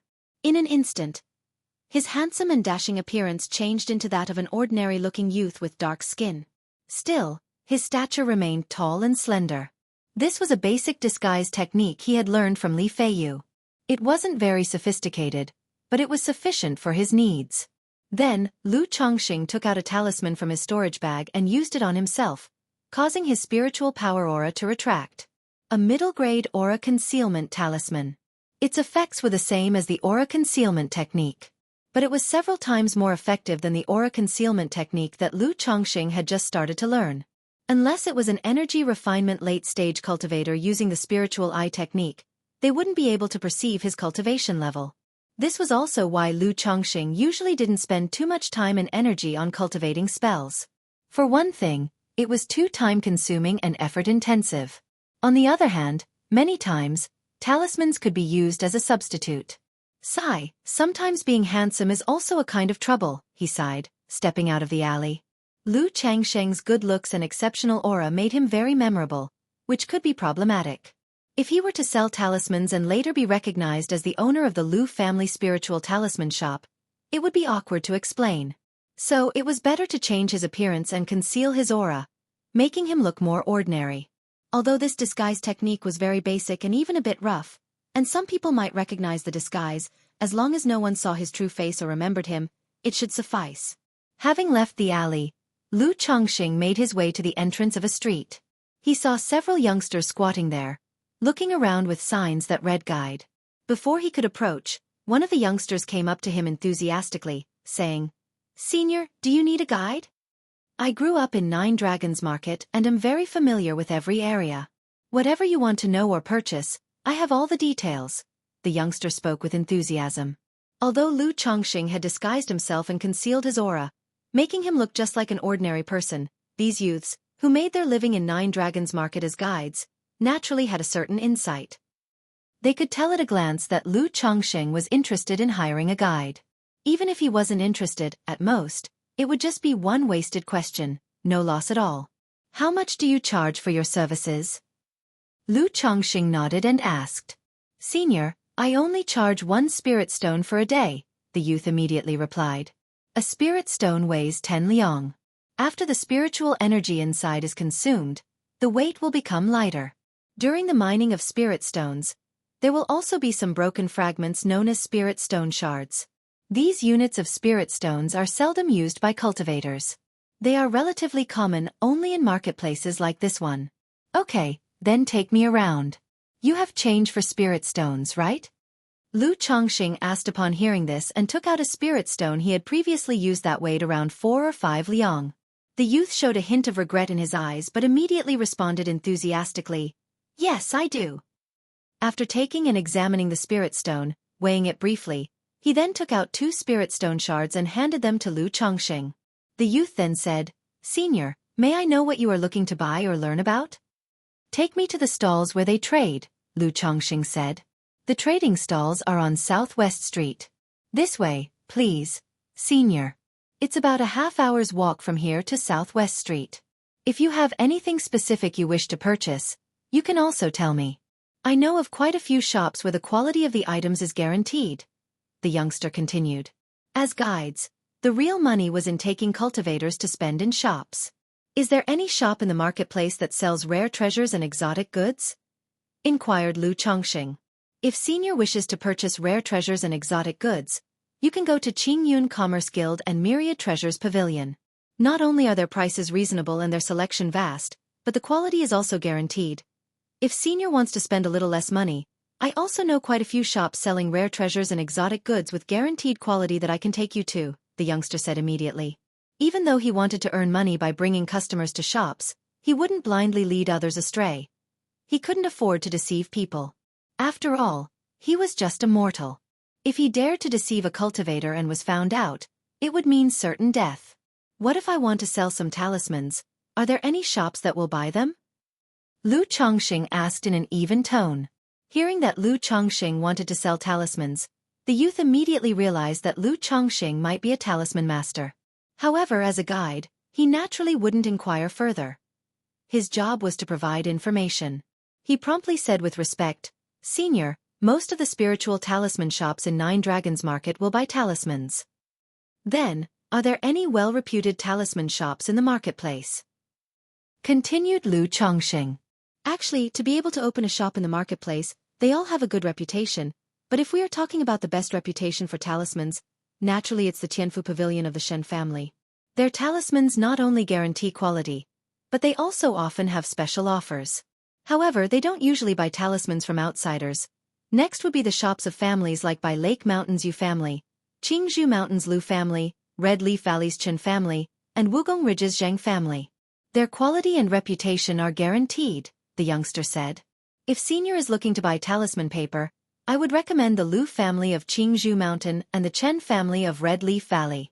Their talisman paper is made with their own materials, which makes it much better than average.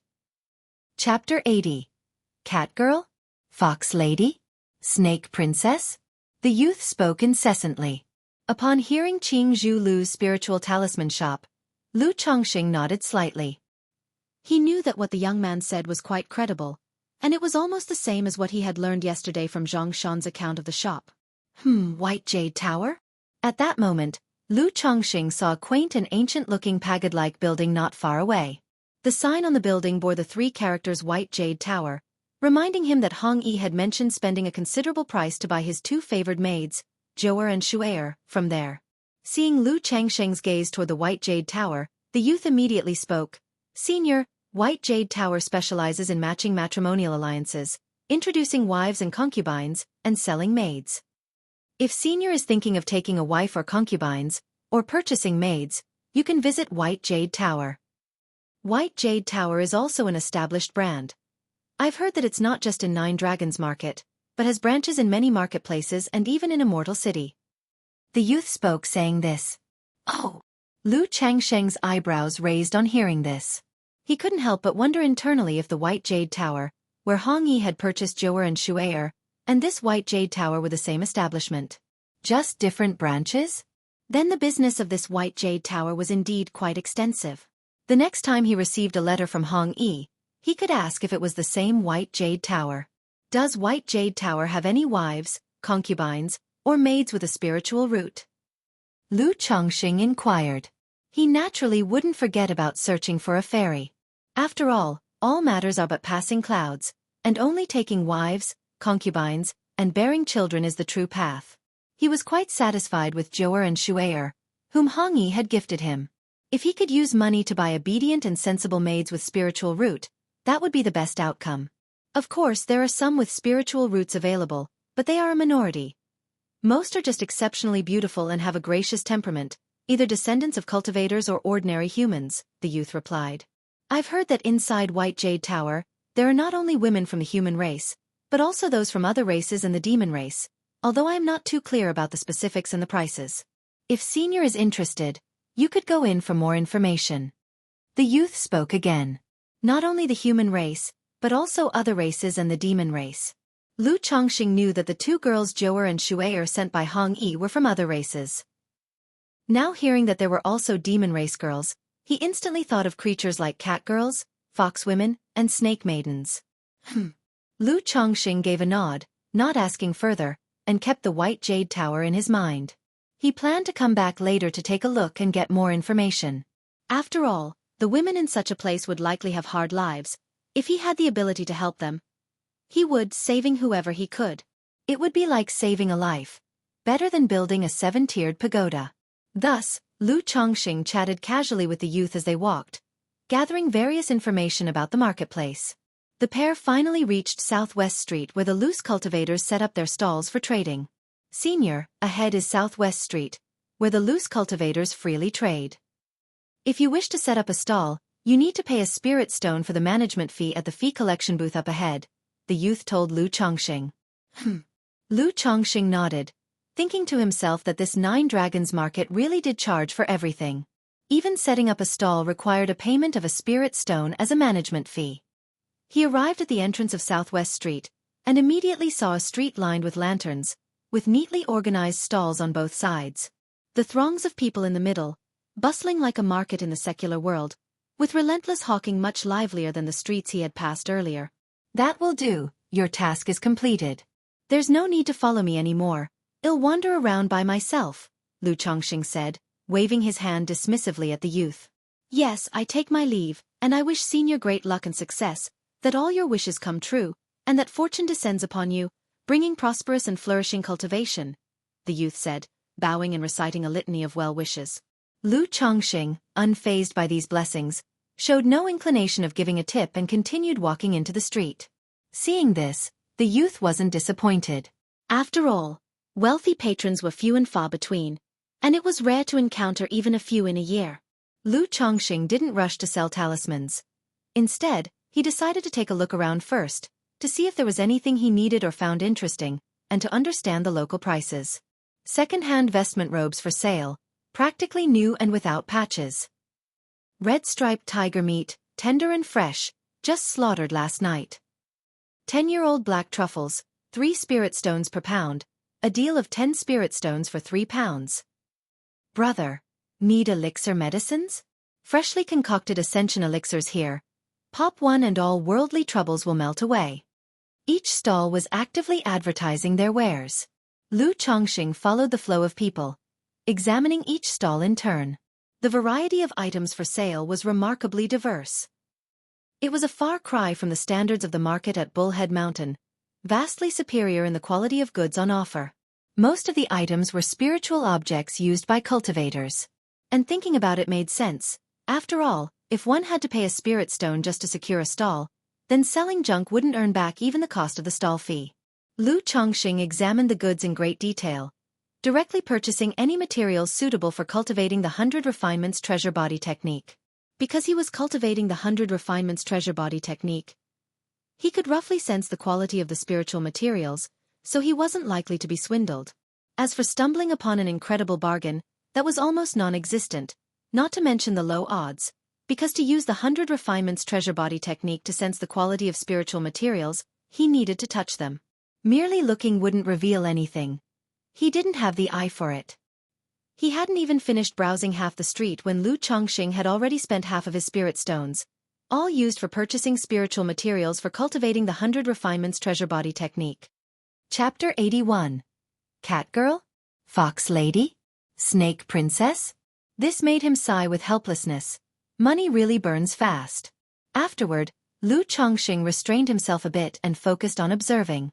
If he really wanted to buy something, he decided to look around more and come back later to make a purchase.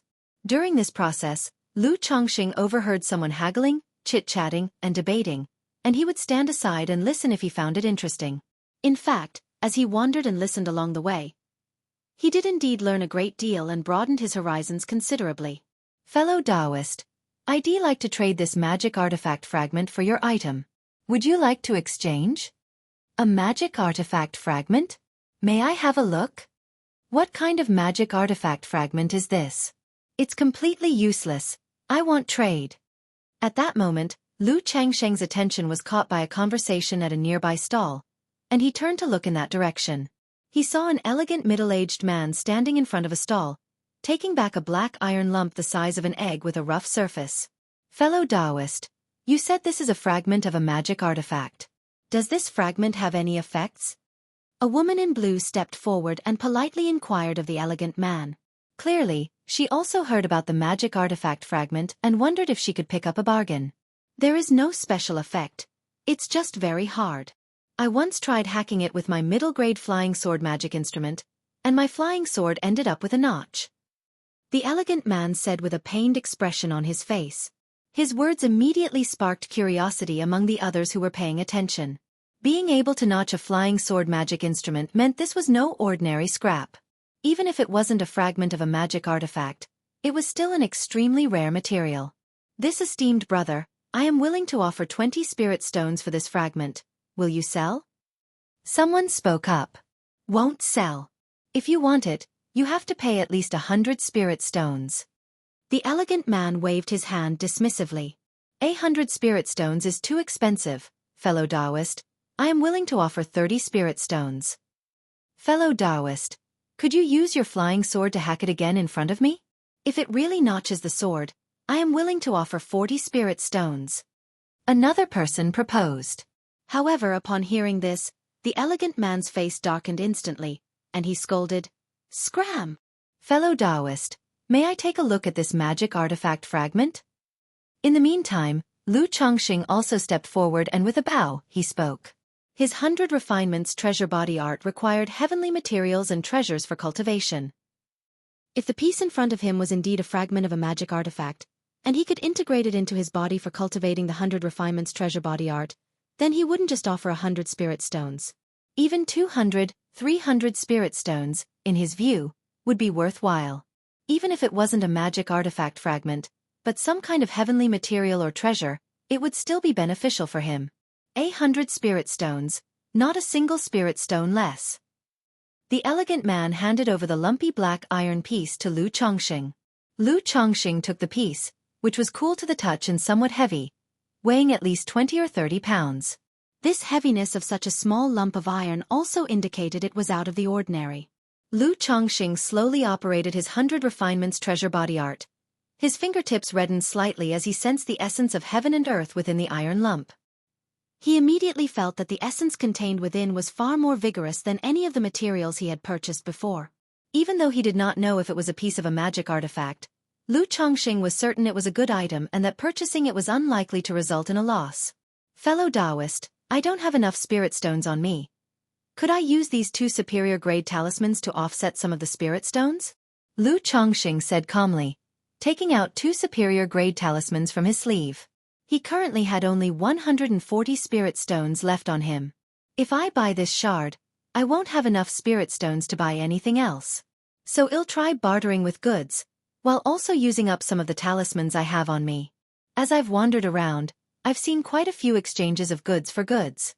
After all, most loose cultivators don't carry that many spirit stones on them for transactions. Flying Ascension Talisman, Golden Light Barrier Talisman. The refined man immediately recognized the 2 talismans, his eyes lit up, and he said, I want to take advantage of you. These 2 spirit talismans can offset 70 spirit stones. You just have to give me 30 more spirit stones. The refined man stated very directly. He only guessed that this iron chunk was a fragment of a magical treasure but wasn't certain himself. It had been put up for sale several times, and he had sought appraisals, but no one was willing to pay a high price for it. Otherwise, he wouldn't have asked for only 100 spirit stones. Seeing that Lu Chongqing was interested, he was of course very willing to sell.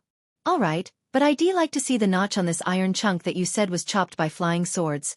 If it's true, I'll make the deal immediately, Lu Chongqing spoke. The prices for these 2 talismans were roughly 30 spirit stones each, and the other party was indeed sincere. However, although he knew the iron chunk was valuable, he couldn't let on as if he had made a huge gain, as that could raise suspicions. Sure. Upon hearing this, the refined man took out a deep blue flying sword from his storage bag. Pointing to a small notch on it, he sighed and said, You see, this notch is the one I regretfully made with a casual chop. Lu Chongqing could see that there was a notch as wide as a finger in the middle of the flying sword. He nodded immediately, handed over the 2 talismans to the man, and took out 30 spirit stones, saying, All right, in that case, I'll take the shard. Good. The fellow cultivator is decisive. The refined man accepted the talismans and spirit stones, his face showing delight as he gave a bow. Lu Chongqing also bowed slightly, tucked away the iron shard, and continued to stroll around. Teske. Someone actually spent 100 spirit stones on this so-called magical treasure shard. This iron piece, able to notch a flying sword, is indeed good material, it's just too small. If it were really worth that much, he would have taken it to the Myriad Treasures Pavilion for appraisal and sale by now. Would he have asked for just 100 spirit stones? Even if it is indeed a fragment of a magical treasure, it must be from a large magical artifact. Otherwise, there wouldn't be a complete lack of enchantments. That's correct. Such fragments of magical treasures are not so easy to melt down. This thing, those who could use it wouldn't want it, and those who would want it can't use it. Indeed, it's of no use to us energy-refining cultivators. Who knows, maybe the buyer has some other clever use for it. A few people nearby saw this scene and started discussing it aloud. Lu Chongqing heard the whispers but didn't mind them. After all, someone had a point. He indeed had another extraordinary use for it, planning to use it for cultivation. I'm not even sure if this thing is a piece of a magical treasure, but if it is, and I can incorporate it into my body for cultivating the 100 refinements treasure body art, then I've really made a small fortune. As long as I complete the first layer of the 100 refinements treasure body art, My body will be as strong as a lower-grade magical instrument, and at that time, my physical body will undergo a qualitative improvement. Lu Chongqing thought to himself. After half a year of nurturing, his physical body had already become much stronger than before. But there was still a significant distance to go before the first layer of the 100 Refinements Treasure Body Art, refining his body to the level of a lower-grade magical instrument. There was no helping it. Body refinement techniques are time-consuming and expensive to practice. And the 100 Refinements Treasure Body Art is far superior to ordinary body refinement techniques. He had only been practicing it for a little over half a year. Having spent over 100 spirit stones on materials before, and now another 100 on this magical treasure shard, Lu Chongqing worried he might attract unwanted attention and decided to leave Southwest Street immediately. Although Nine Dragons Market was well regulated under the protection of Qing Yun's sect, ensuring good security, it was still best to be cautious in all matters. Chapter 82. Young Master, are you here for pleasure? _1 Leaving Southwest Street. Lu Chongqing did not head straight back. Instead, he found an inn on a nearby street and spent a spirit stone to rent a room. Once in the room, Lu Chongqing took out a middle-grade purification talisman from his storage bag and used it on himself. Cultivators have a multitude of spells and techniques at their disposal, many of which can leave behind marks on others for tracking purposes. This purification talisman was capable of dispelling and cleansing such tracking marks and imprints. Seeing that the talisman had no effect on him, Lu Chongqing also breathed a sigh of relief, knowing he was not being tracked. After all, last time Head left Bullhead Mountain after selling some items, he was targeted immediately upon descent. It was still wise to be cautious and careful. Lu Chongqing could even feel that his 2 years of comfortable life with the Lu family had caused him to lose some of that cautiousness that he had when he first arrived, always feeling as if he were walking on thin ice. Hence, he constantly reminded himself to stay alert and be aware of potential dangers even when in a safe environment. Otherwise, there's no telling when danger might strike. After resting in the room for half an hour, Lu Chongqing left with a human skin mask on. He still had the same dark, unremarkable appearance. After all, looking ordinary made it less likely for one to be remembered. Stepping out of the inn, Lu Chongqing returned to Southwest Street. Having spent so many spirit stones today without any income, it was natural that he wouldn't return so quickly. He was planning to sell some items in exchange for spirit stones. He continued to stroll along the street Head previously walked. Since he had already bought many spiritual materials needed for the 100 Refinements Treasure Body technique, enough for some time of cultivation, he didn't buy any more. After all, it was necessary to keep some spirit stones on hand for emergencies. Then, he saw a stall selling books. He spent 2 spirit stones and bought a dragon-locking secret technique and a jade room essential arts. They taught how to enhance that certain ability and how to retain yang energy and blood during moments of pleasure, reducing energy loss. These were just common bedroom arts, not any cultivation techniques or secret techniques. Otherwise, they would not be sold for such a price. In Lu Chongqing's opinion, these things were just for fun. Real dual cultivation secret techniques and cultivation techniques would have to come from the system. After browsing around enough, Lu Chongqing went to a stall at the corner of the street to pay a spirit stone and start his own stall. The cultivator at the payment stall gave him a wooden plaque. The plaque bore a number, corresponding to a stall location where he could set up shop for 3 days. Having taken the plaque, Lu Chongqing found his designated spot and sat down. He took out a stack of talismans. There were 30 lower-grade talismans and 5 middle-grade talismans in total. While he was wandering around earlier, he had also taken a look at other talisman selling stalls. He knew he couldn't put out too many, or it would attract undue attention. Then he laid out 3 items Head acquired from 3 robber cultivators on Bullhead Mountain: a flying sword, a flying dagger, and a bell. Since he had the green face sword and plenty of talismans by his side, he had no use for these 3 magic artifacts and naturally chose to sell them for cash. As for the 3 storage bags Head previously obtained, one he used for miscellaneous items, and another for talismans, he wasn't selling them just yet as they might come in handy later. After marking prices on all the items, Lu Chongqing waited for business to pick up. However, an hour passed by. Every now and then, people glanced at his stall, but most had little interest. He only sold 5 or 6 talismans. My stall's location isn't good. It's too far back. And in a place like Nine Dragons Market, there are too many people selling talismans and magic artifacts. It's too competitive, and most rely on the reputation and customers they've built up over time. Even though my prices are a bit lower than other stalls, I still can't compete unless I lower them even more. But a slight reduction is useless. I'd have to drop the prices significantly, and that would clearly disrupt the market and attract unwanted attention. After selling for quite a while without moving many items, a hint of impatience arose in Lu Chongqing, and he stood up to pack up and leave. He planned to see if he could find any buyers for talismans and magic artifacts. A lower price would be fine. Otherwise, relying on setting up a stall, who knows when he would manage to sell everything. I have 30 lower-grade talismans and 5 middle-grade talismans. Will you buy them? No. No. No. What price are you offering? After asking 4 stalls, one of the owners spoke up. 10% off your current asking price, Lu Chongqing said. Too high, 50% off, and I'll take them all, the stall owner countered. Forget it then, I might as well sell them myself. Lu Chongqing turned to leave immediately. Damn it, there was a limit to being cutthroat. He couldn't believe the owner had the nerve to say 50% off. Brother, 60% off, the stall owner called out as Lu Chongqing walked away. 80% off, Lu Chongqing paused. How about this, let's meet halfway at 70% off, the stall owner suggested. Lu Chongqing hesitated for a moment, then nodded. All right. He took out the stack of talismans for the owner to count. He suddenly felt a twinge of guilt toward Hong Yi. He was selling talismans here at a 30% discount. Yet, he only gave a 20% discount to Hong Yi. Based on the market price, that's 80 spirit stones in total. At 70% off, that would be 56 spirit stones. The stall owner calculated the price after counting the talismans. Deal. Lu Chongqing completed the transaction and quickly left Southwest Street. He changed his appearance again and found 4 spiritual talisman shops to sell his talismans. Considering his own identity issues and not being proficient enough in changing appearances, Lu Chongqing chose not to approach the larger talisman shops. The shops he found all seemed relatively small. The buying price for talismans was around 70% off. And so, Lu Chongqing sold a total of 145 lower-grade talismans and 60 middle-grade talismans at 5 different spiritual talisman shops.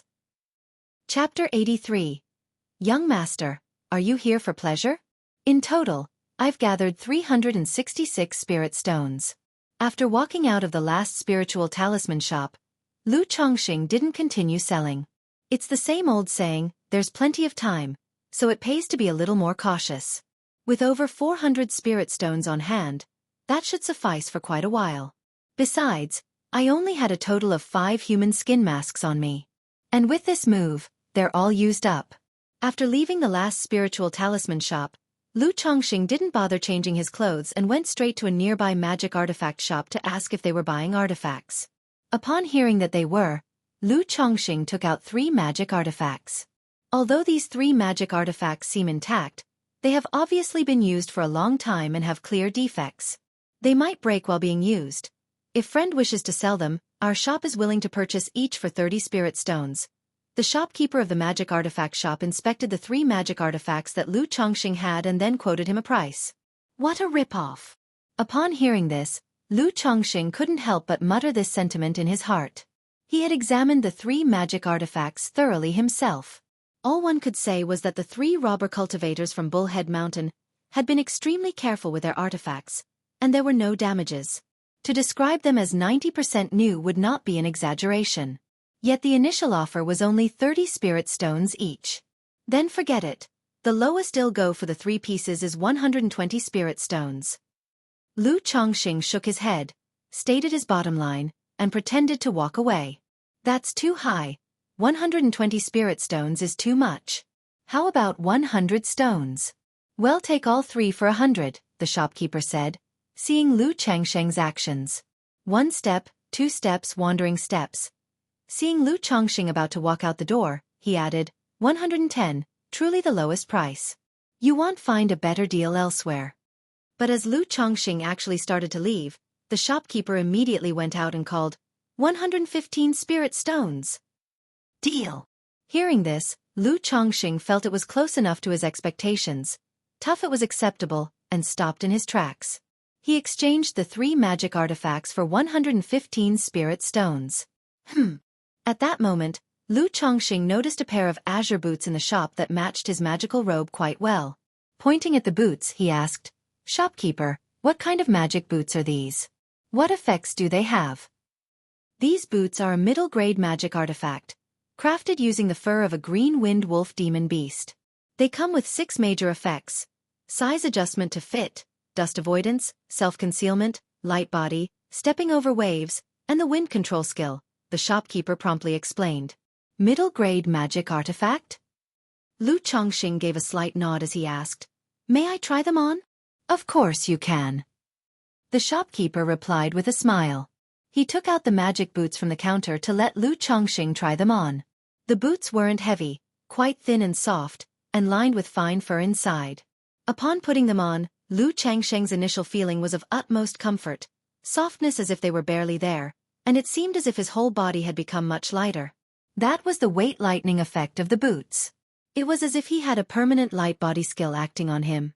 As for stepping over waves and the wind control skill, when activated, they would allow him to move swiftly over water and greatly enhance his wind control skill, respectively. "How much for this pair of boots?" Lu Chongqing inquired.